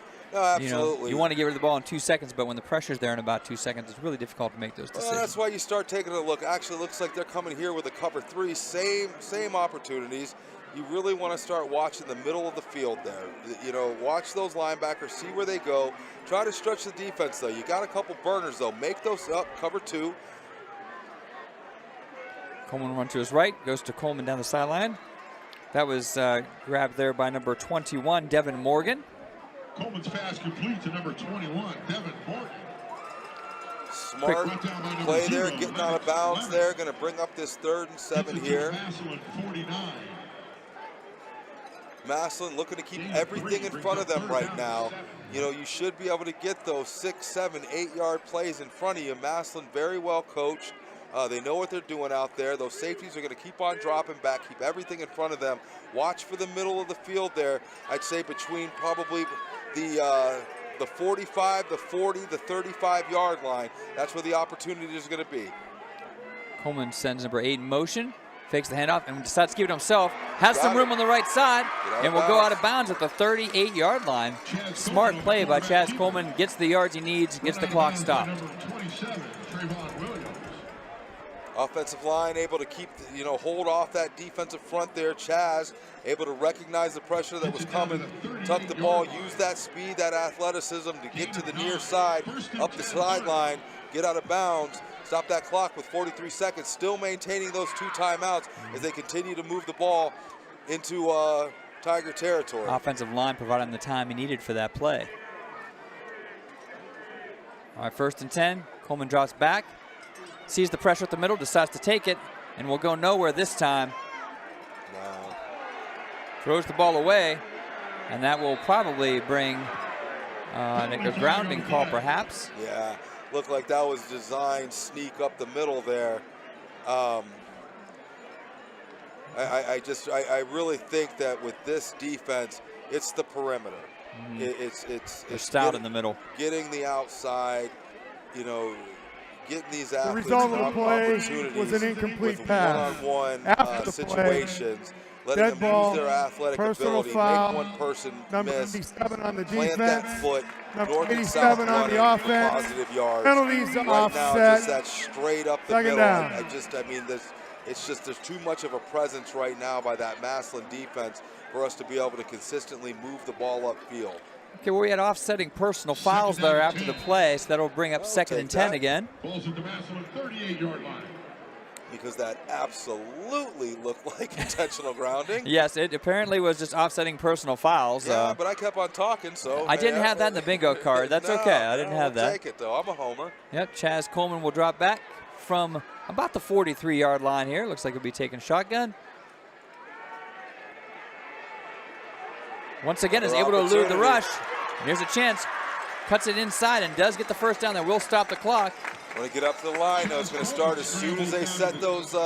And looks like they're going to use one of those timeouts here, Eddie. Looks like they're just going to use. They got 2 timeouts. Once again, you see this.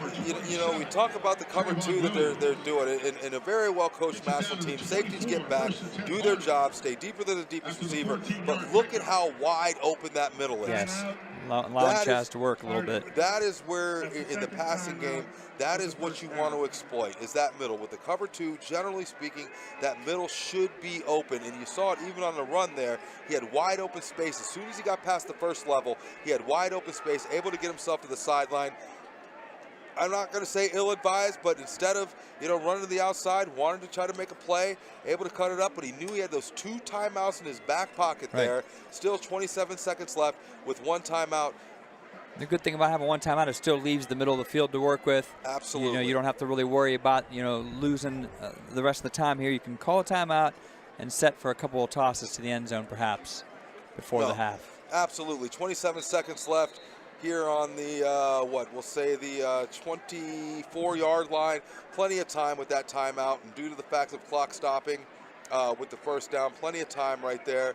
It's just getting north and south right now.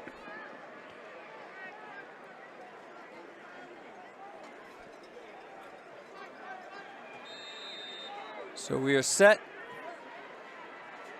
Raiders on 1st and 10. Coleman feels some pressure right at the middle very quickly.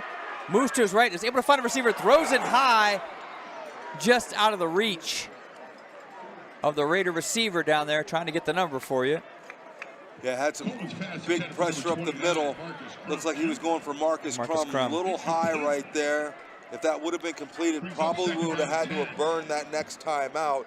So kind of a no harm, no foul on that incompletion there. Going to still keep him with that one timeout in 21 seconds. There's that space you were talking about, though. There was room to find the receiver open, just a little off target. And, you know, having pressure up the middle that quickly, you got to move. But Chaz is an athlete, as you mentioned, and was able to kind of escape that and make a quick move downfield. Coleman drops back again, has pressure at the middle quickly. This time takes a shot from number 68. That's a big play. They're going to need to burn that timeout here. Will be buried at the 30-yard line there. That was 68, Davion Floyd. Only 6'1", 260, Eddie. Yeah, just. I'm sure the grocery bill is. I'm sure the grocery bill is not light. No. In the household there. No, but very, very quick there too for his size. He got to him very quickly. Chaz avoided the first tackler, but man, it was a swarm. You know, the biggest difference I see in football from, and I'm not that old. I know I got gray hair, but I'm not that old. As do I. Graduated in '97. I think the biggest difference I see in football today versus when I played, and maybe a generation or two before mine, is just the amazing athleticism that comes from the trenches. The offensive line, the defensive line. These guys, they're not fat guys no more. They are able to move quickly. Just amazing athletes that play down there in the trenches. You get to the NFL, college levels, I mean, even at this level, your defensive end might be your best overall athlete on the team. I mean, just unbelievable athleticism, shown by guys that are 6'2", 6'3", 6'4", 6'5", going 230, 40, 50. Just the footwork, just the agility, just the ability to jump and get up, the speed, just unlike anything that we've ever seen before in football. Game has definitely changed. Coleman here takes it to 35 in the shotgun. Looking deep, he has a wide receiver open, and it's a touchdown, Raiders! There's Coleman Bay. We talked about the idea of stretching the field right there. Blown coverage, obviously, by the Massillon Tiger defense. Offensive line giving Chaz Coleman the opportunity to be able to go through his progressions. Found Harris quickly down there on a blown coverage right before halftime. 11 seconds, exactly what this Harding team needed before the half. And you can feel the crowd come alive over here, Eddie. Right underneath us, the home crowd looking for something to cheer for, and that's exactly what the Raiders needed. Well, we've seen it, right? We all see it because we don't got 5 guys rushing in our face. Absolutely. And that extra point is good. That makes the score with 11 seconds left in the first half. Warren G. Harding Raiders 7, Massillon Tigers 24. And you could just feel that little bit of momentum that sometimes you need going into the locker room. No, absolutely, but 11 seconds left. Dangerous kick returners back there. Can't take any chances right here. Don't want to necessarily keep it short because Massillon's got the opportunity to be able to score from anywhere on the field. So this is where coach is talking to his players. Just because there was 11 seconds left, let's not rest on our laurels here. We got to make a stop here. We got to bring this to the locker room. We got to talk about some adjustments, come back out here, get a 3 and out, get back on the field, and let's make this a game in the second half. It's going to be an interesting decision here. Do you try to kick it deep? Do you go for one of those pooch kicks that they've been doing about 15 yards down the field, or do you do a squib kick? No, I think you absolutely. You don't put it in the hands of the playmakers that are back deep. You want to do something kind of midfield here, maybe even a hard line drive, maybe try to bounce it off one of those front, one of the front blockers there. Maybe you can get a quick return, but you want to make it difficult. But you definitely don't want to just put it into the hands of the playmakers back there and give them that open field running. You want to put it into one of these up man. Look at that big space they got right in the middle, there. yeah. You want to put it somewhere right there. Make the Massillon team, just everybody run to the ball and kind of dive on it. Well, you got Jameer Gamble back here for the return, and you don't want to hear his name at this point of the game again if you're the Raiders. Yeah, something right in that big middle that's open there. Little pooch kick to the right. Fielded cleanly. Great play there as number 6, Dalen Pringle, was able to grab that for the Tigers. 8 seconds left. Massillon still holding on to those 2 timeouts. We'll see if they're comfortable with this 24-7 lead. But if you're Harding, you know, you're telling your 2 safeties, look, 15, 20 yards back, nothing deeper than the deepest receiver. Everything in front of you. Right. Yep. Everything, keep it in front of you right now. Let's get a tackle and let's get out of here.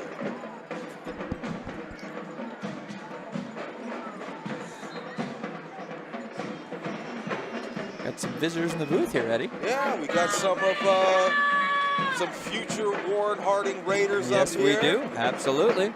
Good to see him up here in the booth checking it out. I see Donovan McCoy's little sister up here. She's got the button on, cheering on her little brother. She's missing something. What are you missing there? Is that a tooth? Where'd it go? Brandon Giovanni traveling with the crew here today. And it looks like they're just going to down the ball, Eddie, and take it to the locker room. So a nice burst there of energy for our Raiders at the end to get those 7 points, give them some hope going into the half here. And I'm looking forward, as always, to a great halftime show from Massillon and, of course, the Raider marching band, the pride of Warren, Ohio over here. I always look forward to this every week. No, absolutely. Enjoy the band, and we'll look forward to the second half adjustments by the Raiders. See if they can get a 3 and out. Get some points on the board, get right back in this game. Absolutely. Stay here and enjoy the show, everybody.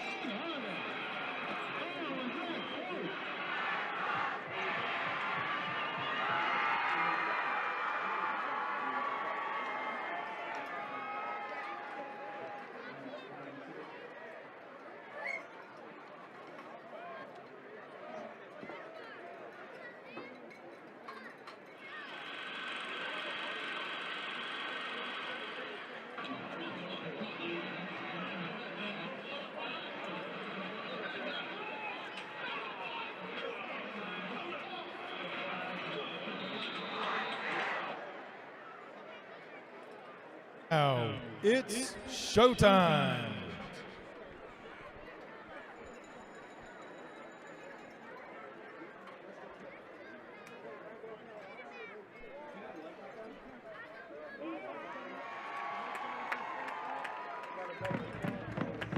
Under the direction of Jason Neal, assisted by Jen Smith-Eisler, Chris Nussbaum, Katie Catalfina, Emily Butts, and Carla Marsh.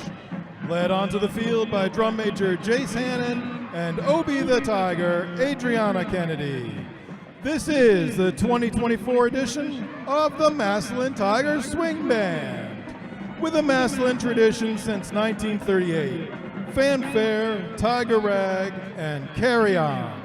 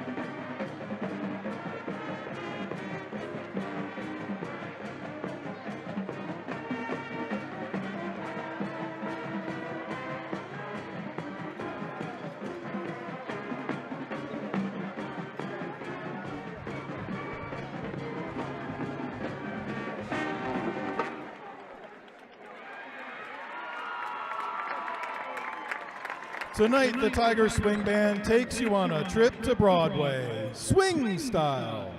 We open with a song from the 1969 musical Sweet Charity, featuring our drum major, Jace Hannon. Enjoy this classic from the Broadway of yesteryear, Hey Big Spender.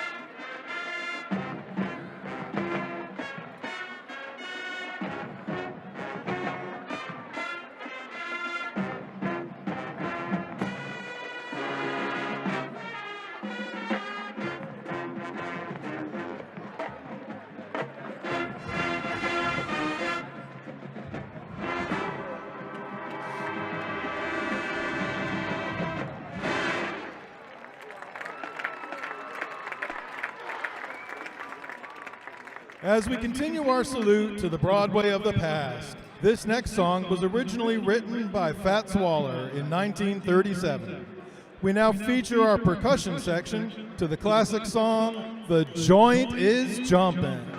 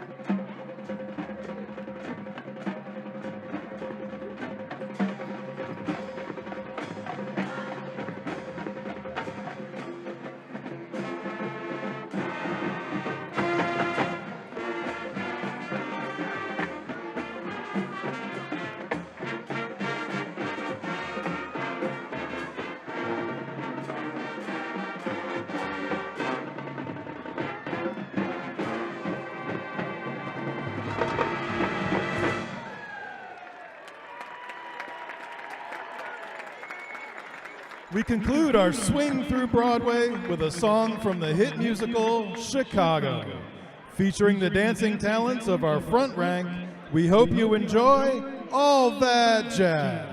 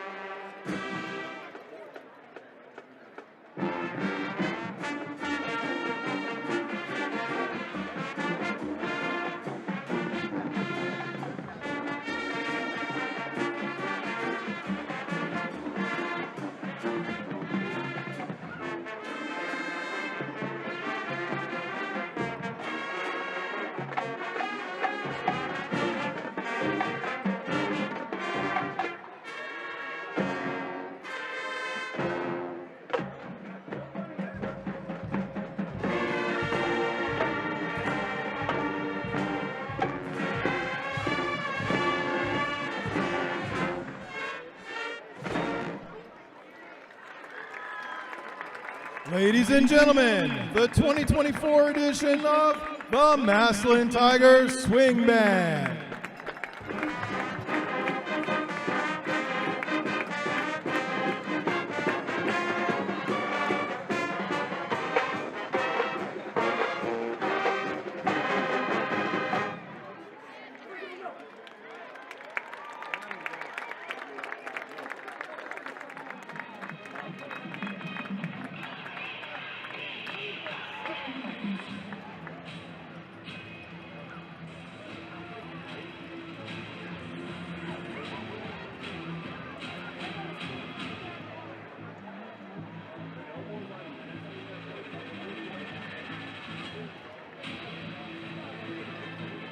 Spirit without equal. Traditions beyond compare. And for decades, we have been the musical pride of Warren, Ohio.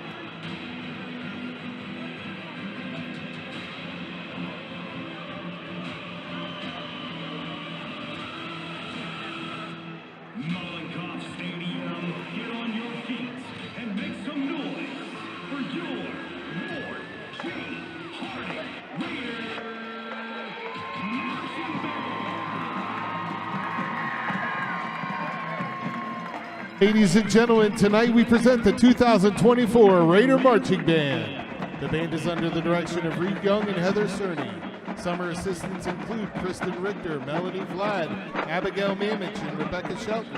Our majorette instructor is Sydney Davis. Flagline instructors are Celeste Harris and Mariah Coker. And percussion instructors are Brian Yager and Jordan Ringgold. The band is led onto the field by field commanders Amari Jackson, Zayshawn Poole, and head drummer Lee Vaughn.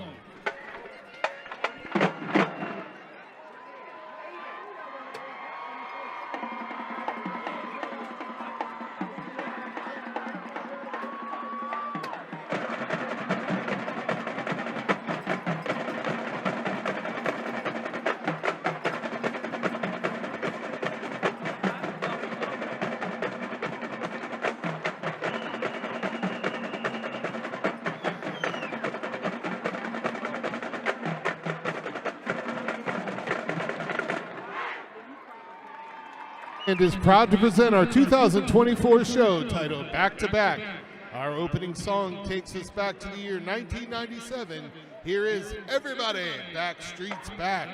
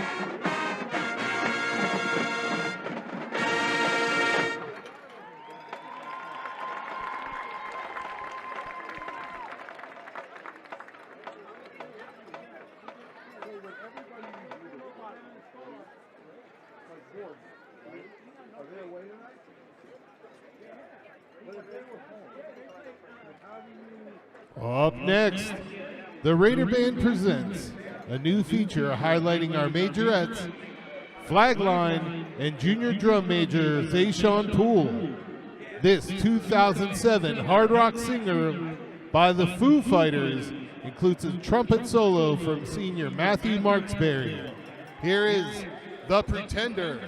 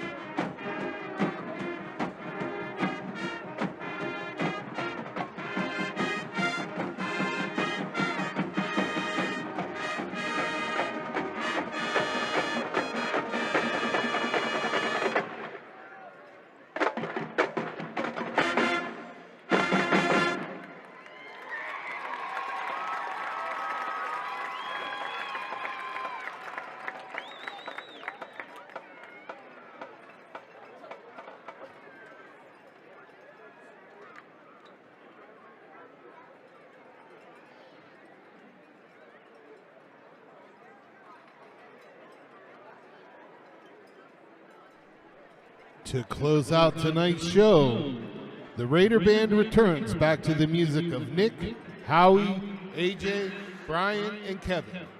We end our show with this Backstreet Boys 1999 hit, known as their signature song. Here is I Want It That Way.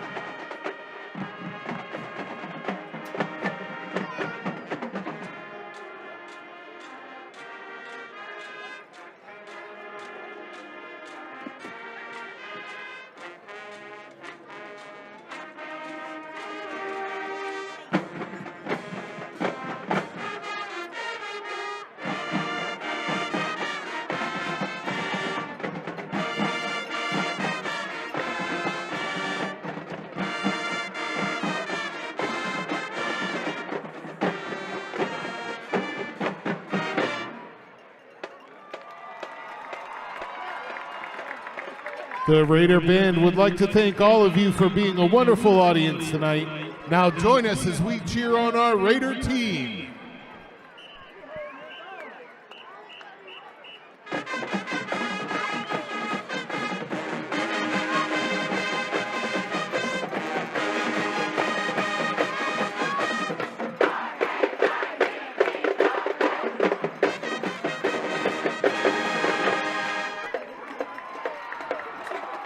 There they go, ladies and gentlemen, the 2024 Warren G. Harding Raider Marching Band!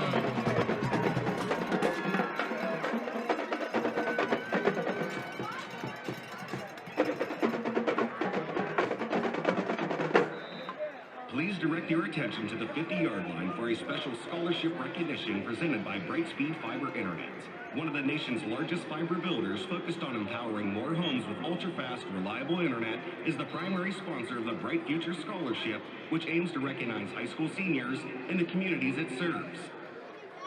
Over the past few weeks, students have been encouraged to apply for the Bright Future Scholarship. This tour was established to help inspire students to create an impact within their communities while giving students an additional tool to be successful in their future.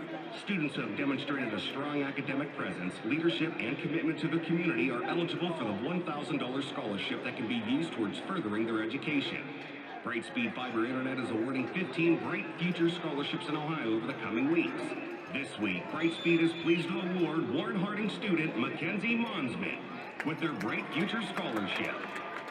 Congratulations, Mackenzie. Your scholarship is well deserved. Brightspeed Fiber Internet wishes you the best as you continue your journey into your college career.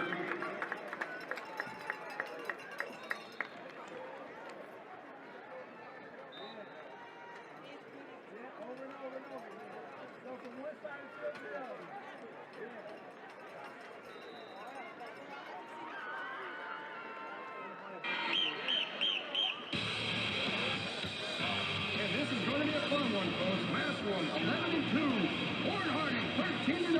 Welcome to the 2002 state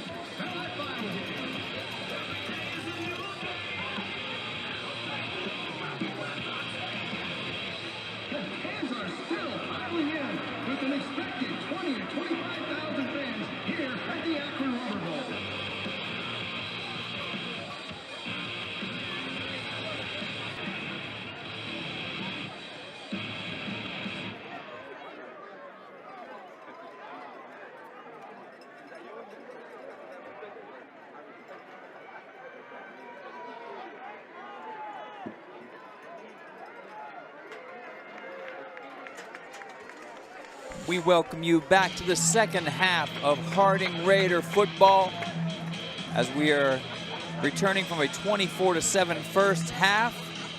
A little bit of energy here in the building now. Eddie, ready for the start of the second half. The Raiders finishing the first half with a nice touchdown, giving themselves a little momentum as we start the second half. What are you looking for here to continue that momentum? What do you think the Raiders have to do? Absolutely. You know, they needed that touchdown towards the end there. Obviously, defense wants to come out here, get a 3 and out here. Raiders going on the offense here. Raiders want to be able to drive down here, put some points on the board, even if it's just 3, capitalize off that momentum they started in the second half. They saw great opportunity, just not able to take advantage of the opportunities they gave themselves. Want to continue to create those opportunities, but it's going to be very important in this half for them to get the ball into the hands of their athletes, get them in space, let them make big plays, get the ball north and south, put the ball in the end zone for some points. Ball's taking the 3-yard line, cutting back towards the 20, and buried under an avalanche of humanity here at the 16-yard line. Couldn't tell if that was Coleman Bay or not on that return. Number 9, Harris. Yeah, that was Harris on the return there. We talked about in the first half. Good to see my king Adair making his return here. Sophomore, big numbers in the first couple games of the year. Was a candidate for Player of the Year on the local news stations there. Had an injury, able to come back. You can tell coach is kind of, trying to ease him back in. But here's the opportunity here. A little short of the 20-yard line. They're going to come out here. Chaz is going to come under center. But let's see what they do here. Not a lot of success trying to run up the middle here. We'll see if they try to stretch the field in order to be able to get this defense back on their heels. With the option here, Chaz really didn't have much of an opportunity. Swarmed before, even had a decision to make there. And takes a loss of about 4 yards. Looks very similar to the beginning of the first half. Yeah, they're kind of going with what's worked all year. Chaz has been the pinnacle of the offense and the defense. He's been able to use his big body to be able to stretch for some yards. Shown some amazing athletic ability out of that 6'5" frame there. But just against this just big defensive front. Please put 11:45 on the game clock. Looks like they wanted to set the game clock there. But this Massillon defense, watching films, kind of sitting back ready for that. Just not a lot of success, running straight forward. Yeah, they found some success at the end of the first half there, but the middle of the field was, as you said, wide open at that point. A lot of space here to the near side on the corners, giving them about 15, 17 yards. Sweep here. Gets the 15-yard line there. Very rough tackle. Yeah, it was questioned if that was a little high there. Maybe he had got around the helmet. There's Coleman Bay coming on that jet sweep to the near sideline. Massillon able to use the sideline as the 12th man there to stretch him out for minimal to no gain. Going to bring up once again one of those long 3rd and 11s here. They found themselves in that position far too frequently. Yeah, the defense just kind of knows what you got to do here. They know you got to pass. They know the receivers got to get downfield. They're going to probably send a blitz. They've been okay. They've got that 3-man front, usually sending a 4th. They've been able to get home with that. We'll see if they can get this pass off. Coleman once again feeling instant pressure and kind of letting the defense through very quickly. Not much resistance from the offensive line on that drive. A quick 3 and out. Yeah, 3-man front. Looks like they came with a couple blitzers there. Offensive line wasn't able to pick it up there. Quickly they got to Chaz. But once again, on a 3rd and 11, the receivers have the opportunity to be able to get downfield to achieve the sticks there. But that blitz was just on him too quick and a result in a 3 and out. And Chaz is going to go back deep to punt in the middle of his own end zone. Yeah, the Tigers here are very likely to start on their side of the field. Both return men about the 43-yard line. Chaz, a nice punt, drives him back, actually behind midfield. But plenty of room down the sideline here for number 6. Cuts it back inside, makes a couple great moves, a spin, and then a swarm, but an excellent return. Yeah, they, great punt by Chaz there. They call that out-kicking your coverage. Great punt, but unfortunately gave the return man excellent opportunity there to be able to catch the ball 15, 20 yards in front of him. Able to get some one-on-one opportunities with the defenders there, make them miss north and south up the field. Massillon's going to start here early in the second half. deep in Harding territory on the Harding 22. Yeah, we talked about taking back momentum. This is exactly what Massillon would want to do. Get a quick stop, 3 and out. In fact, drive them backwards. And now you're starting only 22 yards away from pay dirt here. Jalen Slaughter in the shotgun. Both teams working mostly from the shotgun. Slaughter's got a streaker wide open in the end zone. If he hits him, and just a little long. Yeah, you know what? That was number 11 there. Carter Wells. Carter Wells. No safety back deep. It looked like maybe some alligator arms there. I don't know. It looked like he might have had an opportunity there. Slightly overthrown. Corner was beat on the play. That was Eris Coleman Bay. Beat on the play there. Looked like the receiver just came up short with his arms there. Excellent opportunity for Massillon to score, but it's going to give Harding another opportunity to make a stop. So they escape here, and now handoff up the middle. Couple spin moves and bounces off 2 tacklers and will churn his way into the end zone. Jameer Gamble. Feel like that name has been repeated multiple times tonight. Strong runner. I mean, just watch how, you know, it's those yards after contact. You know, he comes to the line of scrimmage. You know, there was an opportunity to stop him for a short gain there, was just able to use that strength and power, low center of gravity, spin off that first tackle, make his way to the outside, and after that, it was just all speed to the end zone. To take the extra point, number 86, Mateo Herrera. So the Tigers quickly smothering the momentum that the Raiders were hoping to build out of that end of the first half, and now we'll kick the extra point.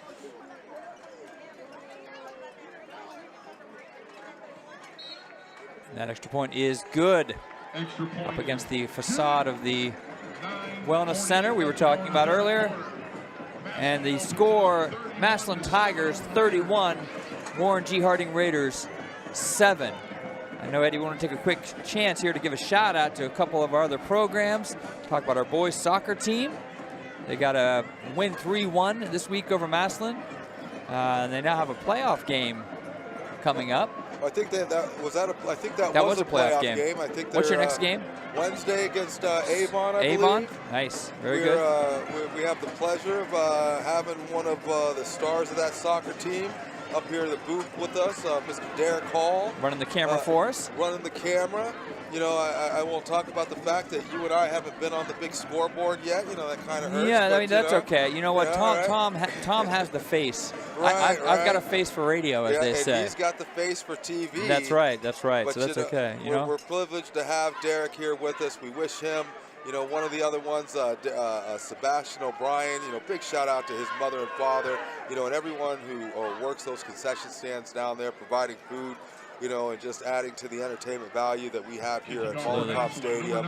But we wish Sebastian and Derek and the whole Harding soccer team the best of luck Wednesday as they go into their second game into the playoffs against Avon. Absolutely. All right, so the Tigers with a pooch punt here, unexpected pooch kickoff, and the ball is dropped. Looks like we jump back on it there. And it will be Raider ball, avoiding a complete disaster there. Yeah, always got to be ready. Yeah, Massillon's the kind of team, if they have their foot on the gas, they're not going to press the brake. They're going to keep it going. No, absolutely. And listen, it's you know, this Harding team, 31-7, still formidable. You know, Massillon obviously, you know, well seeded to go into the playoffs, as well as Harding. Massillon love to put up a couple more points on the board, get those starters out of the game, get some of these young guys into the game, continue to build on this program in the future, but not risk anything going into the playoffs. Okay, Chaz Coleman will take the snap, takes one forward step, and now moving around the pocket, has some time, and makes a stutter step out of bounds. We have a flag downfield here. They're call a hold there, possibly on the near corner there, number 1, Braylon Tolles. Penalty flag on the play. Chaz looked like he wanted to maybe throw something up there. He had some time. He had some opportunity there. Man-to-man coverage here on the defense. Looks like there could have been a hold there in the defensive backfield. Should be an automatic first down for the Raiders. Defense, number 0. 10-yard penalty. Yeah, first down. The DB there, and Lennox Lemon looked like he was on the near side here. Yeah, he just reiterated exactly what you called there. free first down. I blame Mr. Tolles. Mr. Tolles, blame that on my eyes. I'm getting old there. That was a 0 and not a 1. Trying our best up here, aren't we? All right, so from the 42 now, Coleman. Nice step into that throw. Yeah, those are the type of plays right there you want to see him take advantage of if you're going to kind of, get those 8, 9, 10, 12 play drives to get down the field. Massillon given probably a 12 to 15-yard cushion off of the wide receivers there. Coleman with a strong arm, just, that one-step drop back, hit him quick, 6, 7 yards, just continue to move the sticks, get some points on the board. He almost couldn't even fully step into that because he had some pressure, but he was still with his arm strength able to get the ball out there. Yeah, because it's a quick throw. He's not taking a drop back. Obviously, that defensive front three is getting pressure. And now it looks like Coleman will keep this. Churning the legs, pushing the pile. Continues to push the pile. Down to the 29. It looked like a Massillon player came leaping in there at the end. I think right at the end here we see a kid getting a little exuberant here from Massillon. 31-7. But those are the type of plays that tomorrow you're going to watch in film. Right. That you take into the playoffs with you. You take into Week 10 against Austintown with you. Those are character plays right there. Showing the heart. There's no give up here. We're fighting to the whistle. We're fighting to the last play. We're going to continue. As long as we got an opportunity, we're going to continue to play. Coleman once again that one step forward, then kicks it out here to Coleman Bay. Makes a spin move. As you said earlier, that defense is just relentless. Swarming. Absolutely. Just swarming to the ball. A lot of that, especially here into the third quarter, that's swarming to the ball right there. That's not done during season. That's done during the off season. That is the conditioning. That's the weight room. But that's more specifically out there. Those are the hot summer days. Those are the bear crawl sprints. Those are the gassers. That you find yourself like, here in Week 8, for you to be able to swarm to the ball like that this late in the season, that's all done in the offseason. Coleman takes a shot just out of the reach of number 29, Marcus Crum. A little high there, found Marcus, looked like that was his own defense there, was able to find him on the near sideline there. A lot of pressure coming, was able to throw that on the run, knowing he was going to take a big hit, just left that a little high for Crum.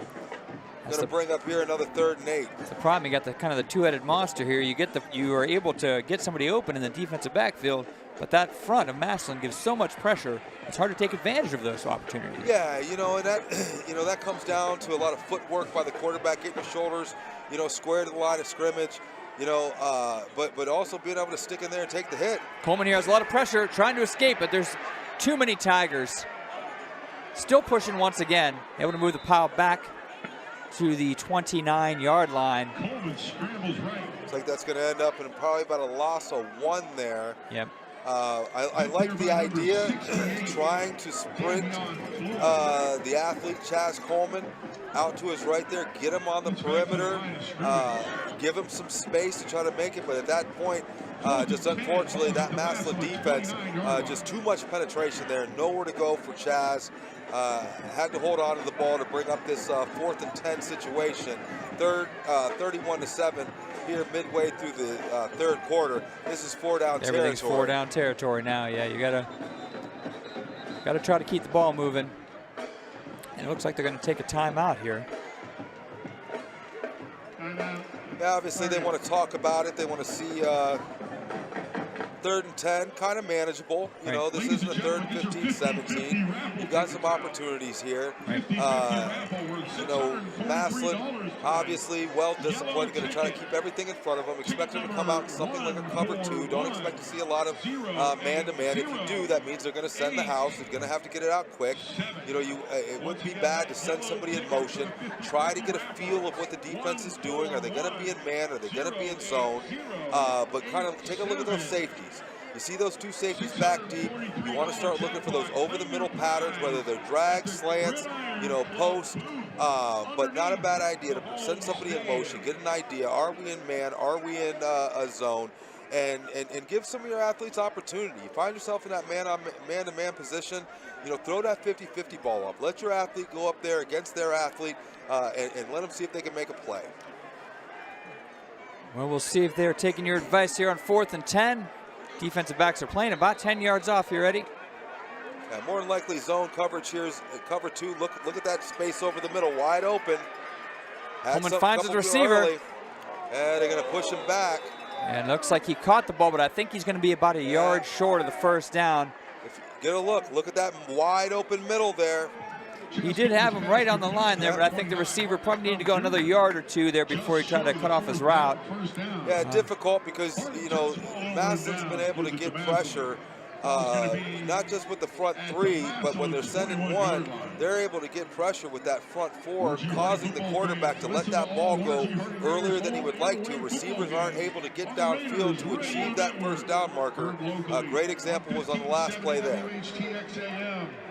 At 97.7 FM in Warren and statewide. So Massillon 12:20 AM WHKW. back to work. The 21-yard line. 6:45 remaining in the third quarter, and probably trying to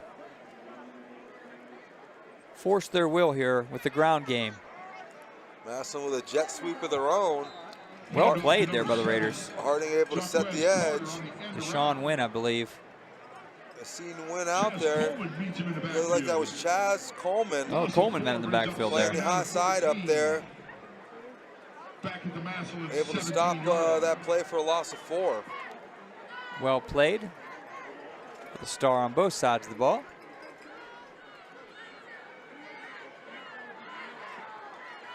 Once again, Massillon takes this.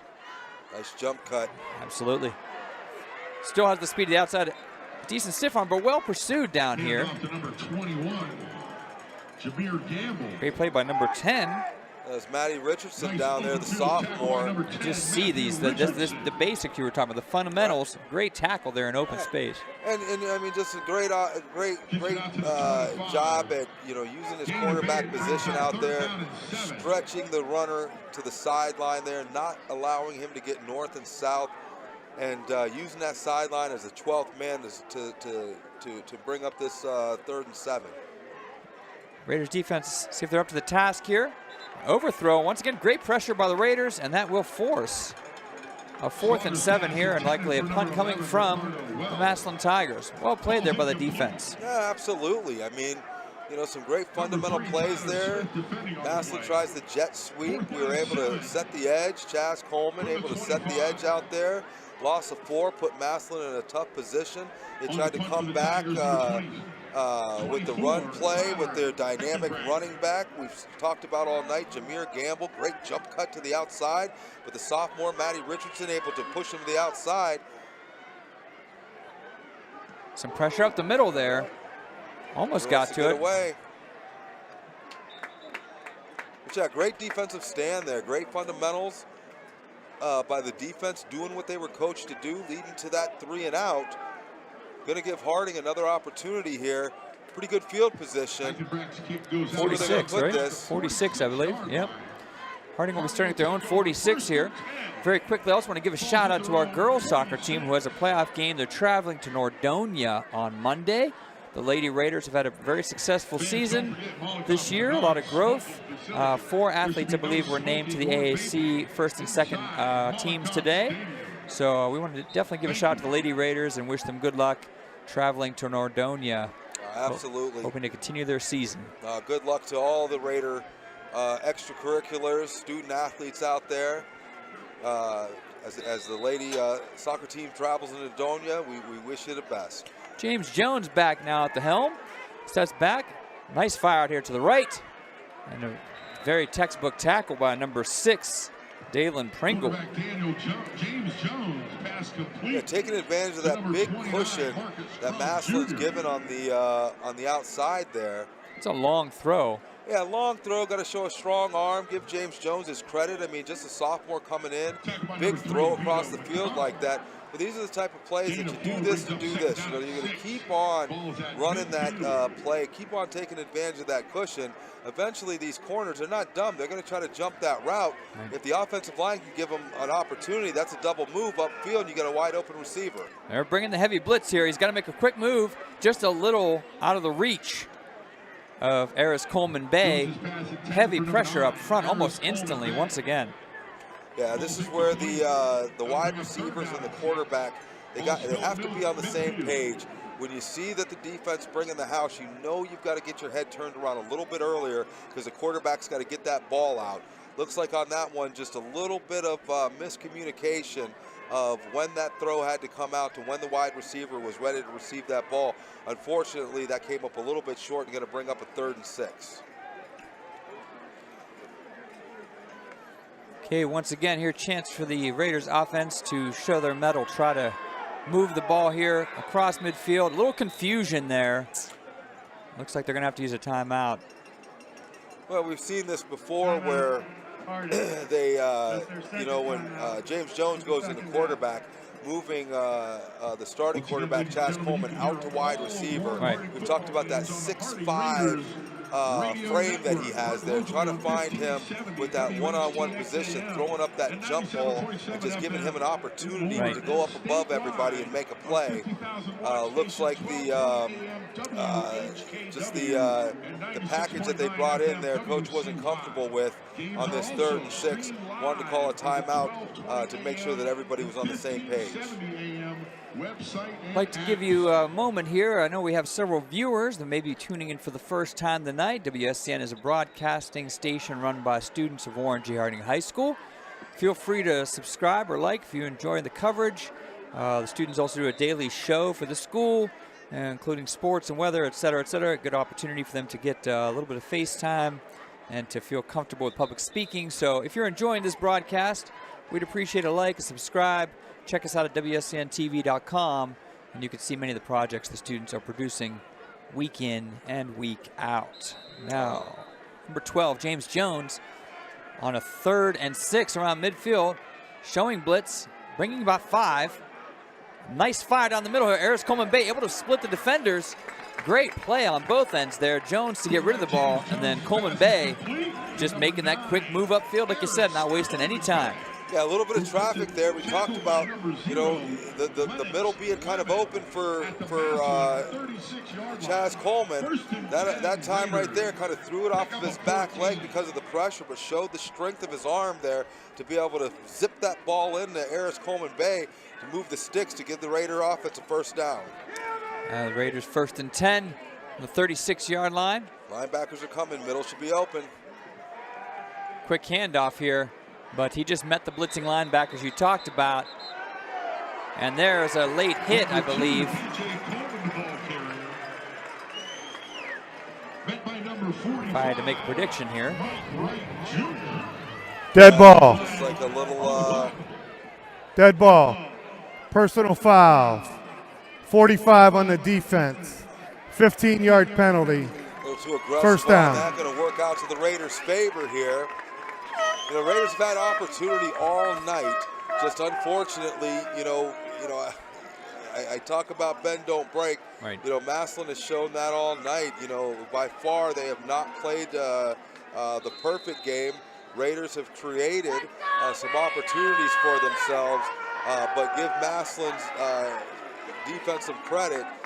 They've come up with the stops when they've needed them. Jones takes the snap, has to move quickly, moves to his left. We have a flag. Looks like that's going to be a face mask. Somebody's helmet was ripped off there. Quarterback James Jones on the keeper. Nice movement by Jones there to get out of that situation. Gets out at the 19. James Jones, not necessarily known. Block below the waist. For his footwork offense, there. number 2. 15 Looks yards like it's gonna penalty. Be a block below First the waist down. here, called on the Raiders. We thought the helmet was off. Maybe there was something else going on there, but this will back the Raiders up quite a bit. And you're as you said, creating more of an uphill battle here now, creating a 1st and 25.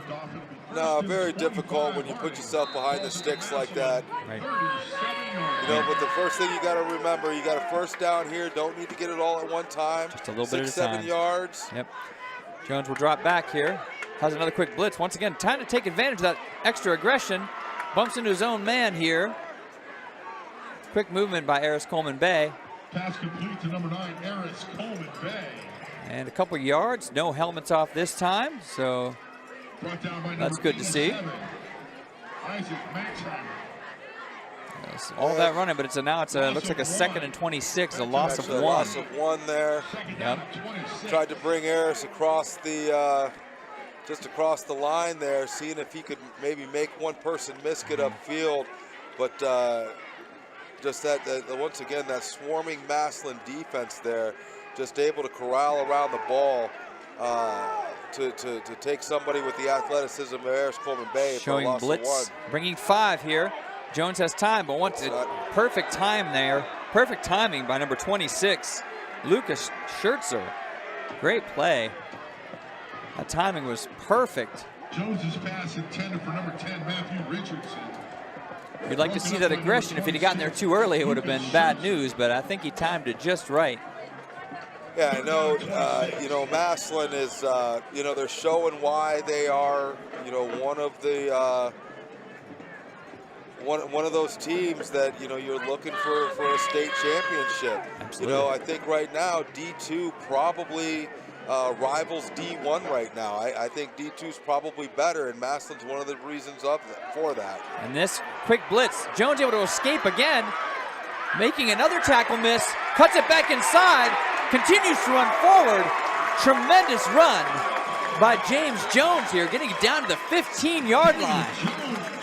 What a scamper on 3rd and 26. Yeah, James Jones. Showing some shiftiness there. We'll say he stepped up in the pocket. Stepped up in the pocket there, saw that open lane and just tucked the ball. Able to advance the ball upfield. 4th and 3 here inside the Massillon 20-yard line. Here we go, 4th and 3.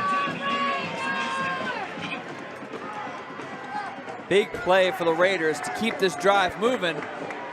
Let's see what Massillon does if they bring the house. He's got one-on-one to the outside. Looks like they're going to call. He probably wasn't set. Wide receiver came late. Good ball. Yeah. Full start. Number 2, offense. 5-yard penalty. 4th down. That call was on B.J. Coleman. Pre-snap penalties. This is like I talked about. The Raiders have created opportunity all night for themselves to be in this game, to give themselves, put themselves in position to keep on advancing and keep themselves in this game. But unfortunately, whether it be pre-snap penalties or it just be the will of that Massillon defense, just not able to capitalize on it. Going to bring the field goal kicker on here to see if they can put 3 on the board. So the Raiders will try to get 3. Kick is off. And off the upright. Had the distance for sure. But the sound of the doink that you don't like to hear if you're the Raiders home team. Yeah, Jerron Edmonds obviously had the leg there. Talked about, we've watched him make 50-plus yarders in pregame. That's one of those ones that if you tried to do it 20 times in a row, you probably couldn't. Right. But that kick high off the left upright is going to once again take a promising drive from the Raiders and leave it without points. This is a team where if you get anywhere near the red zone, you got to put points on the board every time. And unfortunately, they have come away several times without those points. So Massillon takes back over again. And now they will get it back to number 21. Streaking down the center of the field, 1 man to beat. And now he's going to leave all the Raiders in his dust as he cruises to a quick 6. Jameer Gamble, all night. It was bound to happen. I mean, we've watched him all night. You see the yards after tackle there. Just an amazing running back. Like I said, the yards after contact, he's able to shrug off those first tacklers. He's one man that you're going to want to swarm right there. We've seen it all night. He took advantage right there of having some space, able to shrug off the first tackler. Then it's just pure speed right down the center of the field to pay dirt. Yeah, that's an all-important yards after catch there, Eddie. Yards after contact. Yeah, I convolute the boat, right? You got the yak is the yards after contact, yards after catch right there. But you know what? Jameer will take it either way. Right. Because at the end of the day, he called it 6. That's absolutely. Dangerous combination of power and speed there. We will now have a continuous clock. And now it has been announced that because of the 38-7 score, they will run a continuous clock. 33 seconds left here in the third quarter. It'll be interesting to see what the Raiders do here. You know, I think that when I looked at the Region 5, which Massillon, Hoban, and Harding are both in, I want to say that Harding was around the 6th spot. With the new way they do this, 16 teams making it, it seems that they're pretty solid into the playoffs. We'll see if Coach Richardson at this point chooses to start to get some of those younger players in, and not that you're looking past Week 10 in Austintown. Definitely not. But as a coach, you know, your goal isn't to win the regular season. It's to get into the dance, get a chance to see what you can do in there. Absolutely. There's no question they got to start thinking about Week 11 and making sure they're preserving their starters to give themselves the best opportunity to move forward in the playoffs. I believe Fitch was up big, if I heard correctly earlier. I heard the rumor of maybe 30-0, but I'm not sure if that's 100% correct against Boardman, but that's a team you got to be ready for next week. You want to look to the playoffs, but as you mentioned, Fitch is definitely a team to be reckoned with. Great snag there at the 34-yard line on a line drive kick. The ball will be taken out of bounds around the 37. You know, I know Harding is in a position to possibly get a first round home game. Could possibly hinge on a win in these last 2 weeks. But like I said, once again, I think Coach Richardson and his staff, they're more concerned with what they can do moving forward in the playoffs versus where they do it at. We'll travel, right? We got cars, we'll travel.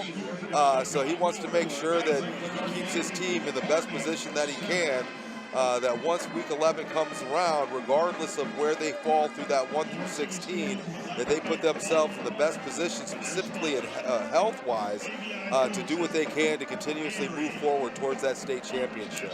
All right, yeah, I just got an update here from Mr. Bozak here that I believe it is Fitch 38, Boardman 12. So that that's a game that those are 2 teams that you always want to be ready for. Looks like Fitch has established a pretty good lead there, so they're going to be hungry for next week's game in Austintown. You know, they're probably on a similar plate right now, up big like that, obviously late in the game to Boardman. I would have to assume that the Fitch coach has probably sat a lot of his starters to get them out because they're preparing for Week 10 and even, comfortably into the playoffs, maybe looking at Week 11. Oh, handoff up the middle. An absolute blast thrown down here in the middle of the field. See who that was there. Trying to catch the number. Trying to see. I didn't get to see it on the replay there.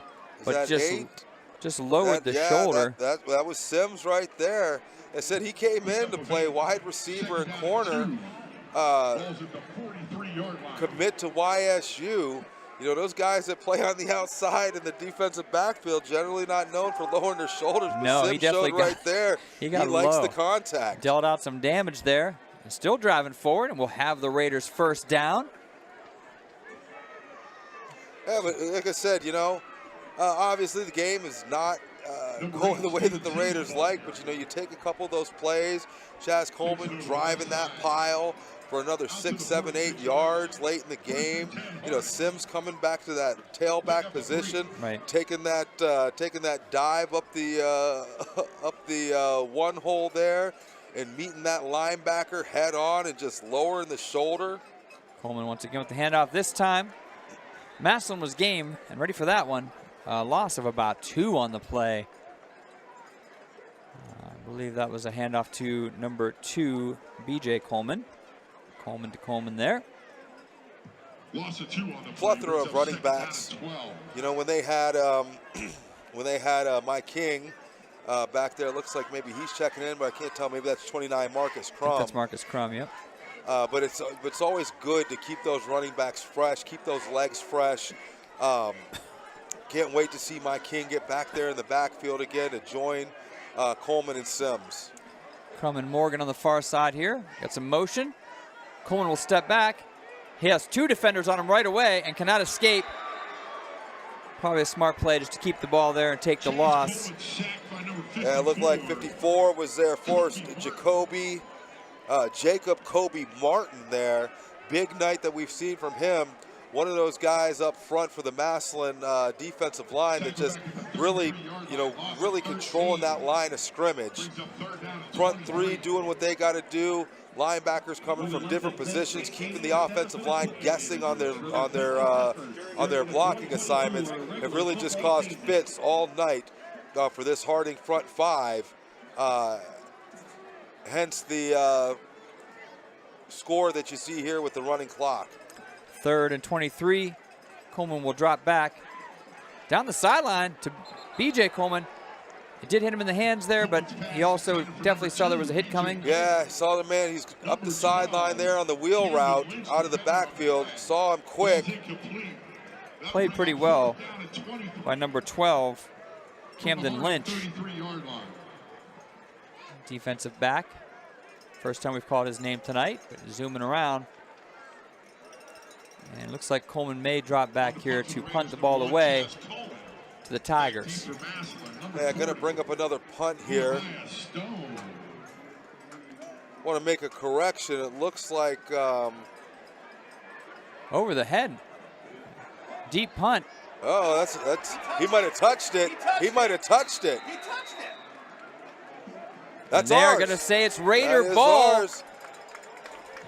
Everyone in the stadium around us is yelling he touched it there. We had something a little like that earlier that they said was not touched. It's going to give them great position. I want to make a correction. Looks like our elderly eyes have deceived us, as we have felt that was number 28, my King, Adair, getting some playing time. It looks like the mistake during the kick that was actually block in the back. Number 29, 46 Marcus on the return team. My King penalties is still declined. Out with injury. First down. Okay, well, we wish him continued recovery. As you said, a team leader. Yeah, just as a sophomore, it was great to see, the first couple games there, over 100 yards, 120, 140 yards. Obviously, the son of Warren Harding legend, Omar Provit. You talk about, good players, you talk about great players, they talk about the Hall of Fame. There's a couple different rooms. Omar Provit in one of those rooms that doesn't have a lot of other players in it. Absolutely. Run up the middle there, slightly unsuccessful. Push back a little bit. And at the goal line here, you're probably going to see a couple of those kinds of plays, just trying to pound this in. Yeah, you want to try to, you want to try to just force that forward, me versus you. But goal line situation right there. Massillon putting a couple more people in the box right there. Their girth, versus our athleticism. On that play right there, the girth won over the athleticism. It did that time, yes. Well, we will try it again. 2nd and 4, 6:40. We have 3 backs here. And a pitch to the outside here, trying to get that speed, trying to get the corner, not able to do it. Great job there by the, trying to catch the number there. Looked like that was number 26 for, number 25. Xavier Owens. That was Xavier Owens. I mean, textbook right there, just keeping that outside shoulder free as he flowed to the outside, using that sideline as a 12th man to usher the running back to the sideline there. Going to bring up a 3rd and 5 situation for the Raiders here. We'll see if they go with this power formation again. Looks like they're staying fairly tight. Yeah, I'd like to see some play action here. See those linebackers, they're all coming. He's got some space, cutting it back inside, pushing down to about the 1. Yeah, at this point, obviously, I assume they're going to keep the offense on the field here. You got a guy 6'5" right now. A lot of plays here. Go from under center. Just let him use his strength, power, and that length. If it's the NFL, you're almost guaranteed a tush push here, but don't know if we're going to see that brought out on this 4th and 1. Yeah, here's some old school power eye. And we do see a little bit of tush push. It looks like and he's in cross for the touchdown. Chaz Coleman making the score now 38-13, pending the extra point. 5 minutes in the game. Obviously, Massillon's still well in control of this game, but here's another one of these. We got a Raider down here. We can't get a number there for you.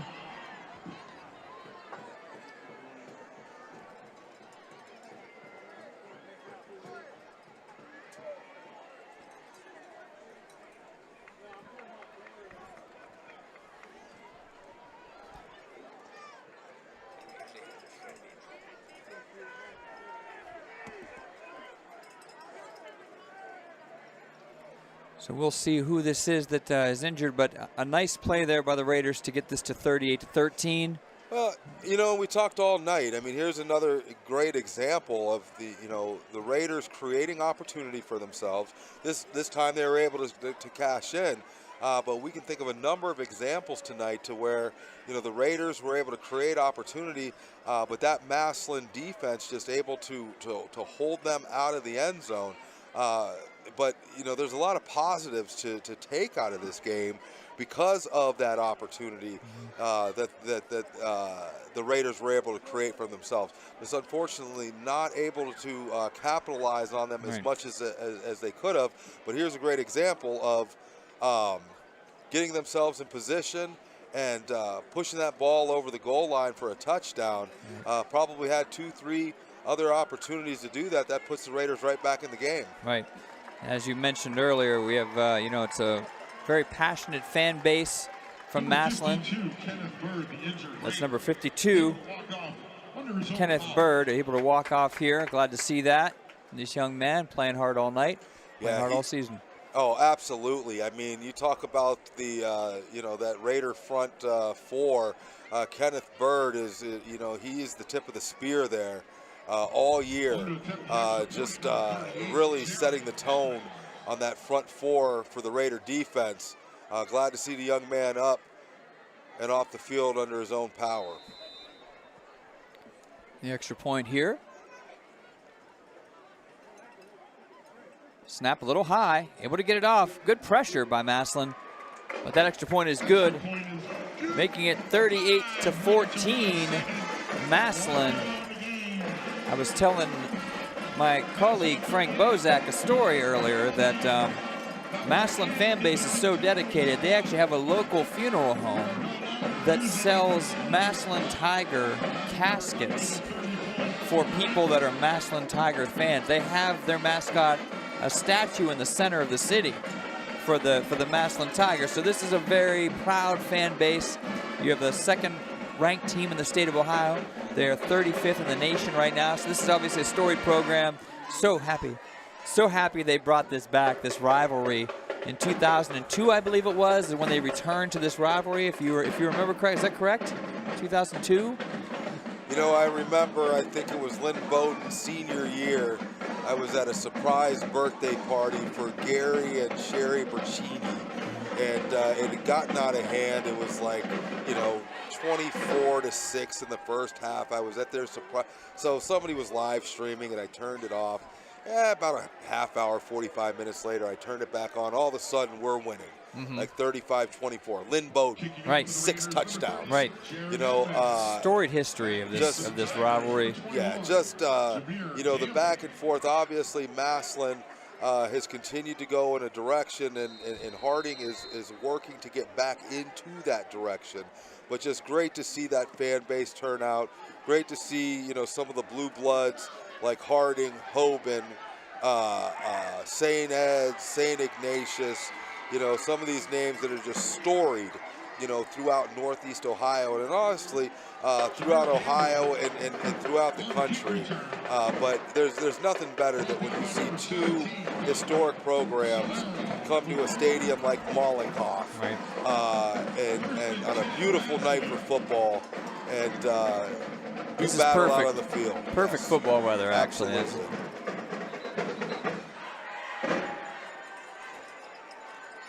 See, you're grabbing a sneak peek of our guards. Yeah. As they're taking on the Yankees right now. 3-2 in the third. Is it the third or Yep, fourth? 3-2 in the top of the fourth. 2 outs. Don't make the mistake like I did last night after the 2 home runs and the botched pickoff play. I turned it. I ended up putting the Thursday night football game on. I was flipping through social media and I keep on seeing these wows. I turned it on, all of a sudden it's 5-5. Noel hit the home run. Yeah. Luckily, I did get to see Fry's home run, though. Big Christmas coming through to keep that game going into extra innings. Oh, and what a bomb, and he knew it as soon as he hit it. It was. A little high there, but a great grab by number 84, Giorgio Jackson. Can you imagine being in Cleveland last night? Just to, I mean, being at the game, just being downtown after such a comeback win. And let's not lose the fact that it was against the Yankees. Absolutely. You know, they're 2 bombers, Stanton and Judge, yep. You know, coming through in the clutch. You know, you're looking, Clase was our guy. We're all down. And then all of a sudden, 2 guys like Dave Fry and Noel come through in the clutch to put us back in the series. And running up the middle here, number 25 for Massillon, Xavier Owens, getting some action here. Yeah, what a great time of the year it is in sports world, man, here. I mean, just, you know, you got the NFL is churning away. You got playoff baseball. You got high school football. You got college football. There's not a better time of year for sports. Yeah, we'll forget about Sundays, right? You know, we'll just focus on Saturdays. Yes, with the Buckeyes. absolutely. Tough loss last year. You see, last week to Oregon. You see the NCAA quickly moved to change that rule. Change the rule. You know, with brilliant maneuver taking advantage of it, though. Listen, hey, you know, some will call it Bush League, but at the end of the day, you know, you play with the rules that are given. You take the win. Ohio State only dropping down to 4. You know, they could win out, still got to beat Penn State, should stay, you know, solidly in that 12-team playoff. Yep. They get in there, they can make some things exciting. Big cut down the sideline here by number 25, Xavier Owens. 1 man to catch him, and he's caught, but not until he dives across the goal line. Just a long 55-yard touchdown rumble here. Xavier Owens showing that speed. We talked about him on the defensive side of the ball there. Substitutions coming in. He gets an opportunity to give Mr. Jameer Gamble a blow there. Took full advantage of his opportunity. Took that ball to the outside. It was nothing but speed up the sideline. Going to tack on another 6 for the Massillon Tigers. So the Tigers answer right back as the continuous clock is going. And we have about 2:25 left in the 4th quarter here from Mollenkopf Stadium.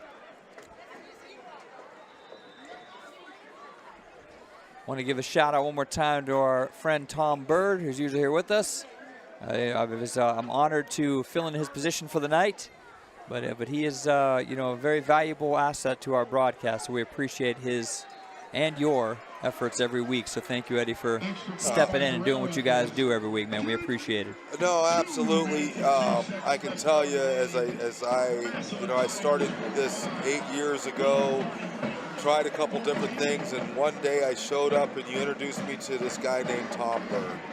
And I thought we had a pretty good broadcast before, but I tell anybody, Tom's the star of the show. Yeah, he's great, man. Tom has a voice that is great, and his insight is always good. He does research, he does preparation for us, and you know, we don't give enough thanks for what he does, but you know, we appreciate both you guys putting the time and the effort here to the voice of our broadcast, and I think it brings a nice extra layer to the broadcast for WSN, so we appreciate it. Tom brings an excitement to the game.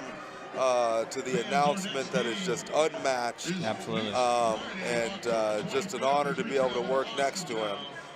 Glad that he was able to get away to be with his kids this week down in Cincinnati. But with that said, Fred, you've done an amazing job today. Thank you very much. I appreciate it. I had a good time here. I don't usually get to do this. I'm used to being with the kids here and working with them on the camera work. They're doing a good job with me not being in there. But you know, we have Frank, Bozak, and Dobry here. We have a great crew. And it's my great pleasure to teach WSCN now. I believe this is my 21st year doing WSCN, so I'm really very fortunate. I have the best kids you can possibly find, so I'm blessed. Absolutely, and last time I checked, it looked like we had about we had a little over 1,600 viewers tonight. We want to thank everybody for tuning in. Hope that we've provided an enjoyable broadcast for you. We know we've got a mix here of some Harding fans and some Tiger fans. You know, we are homers. We don't deny it. We're not ashamed of it, but we also try to provide a fair broadcast to both sides, because at the end of the day, it's entertainment, and absolutely, we're really just trying to teach these kids and get them into broadcasting and make this enjoyable for them. But we greatly appreciate all those who tune in every home game to check out WSCN and just the amazing broadcast that they put forward. We appreciate those kind words, my friend. All right, we have number 12, James Jones, back behind center here with a minute left on the clock.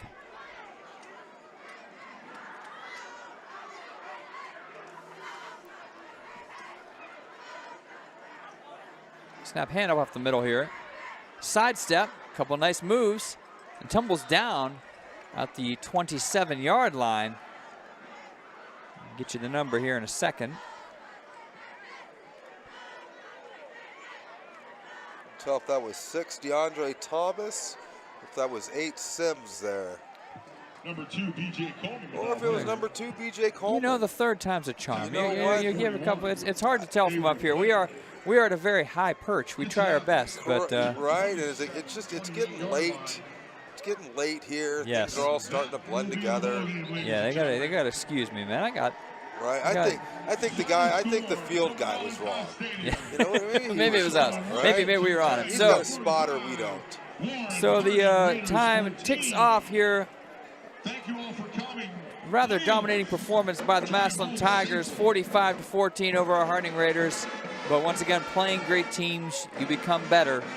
So it's be a lot of things here you get on film if you're the coaches, and get ready next week as Warren G. Harding will travel to Austintown Fitch to take on the Falcons. And what will be a matchup that'll definitely have some implications, playoff positioning. You know, the Raiders will definitely be ready for that matchup, try to bounce back next week. Yeah, absolutely, Fred.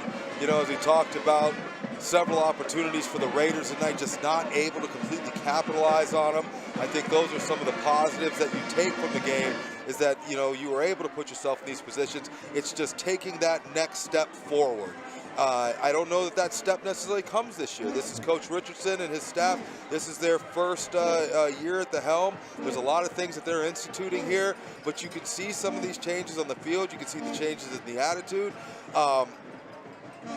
But they gave themselves opportunity.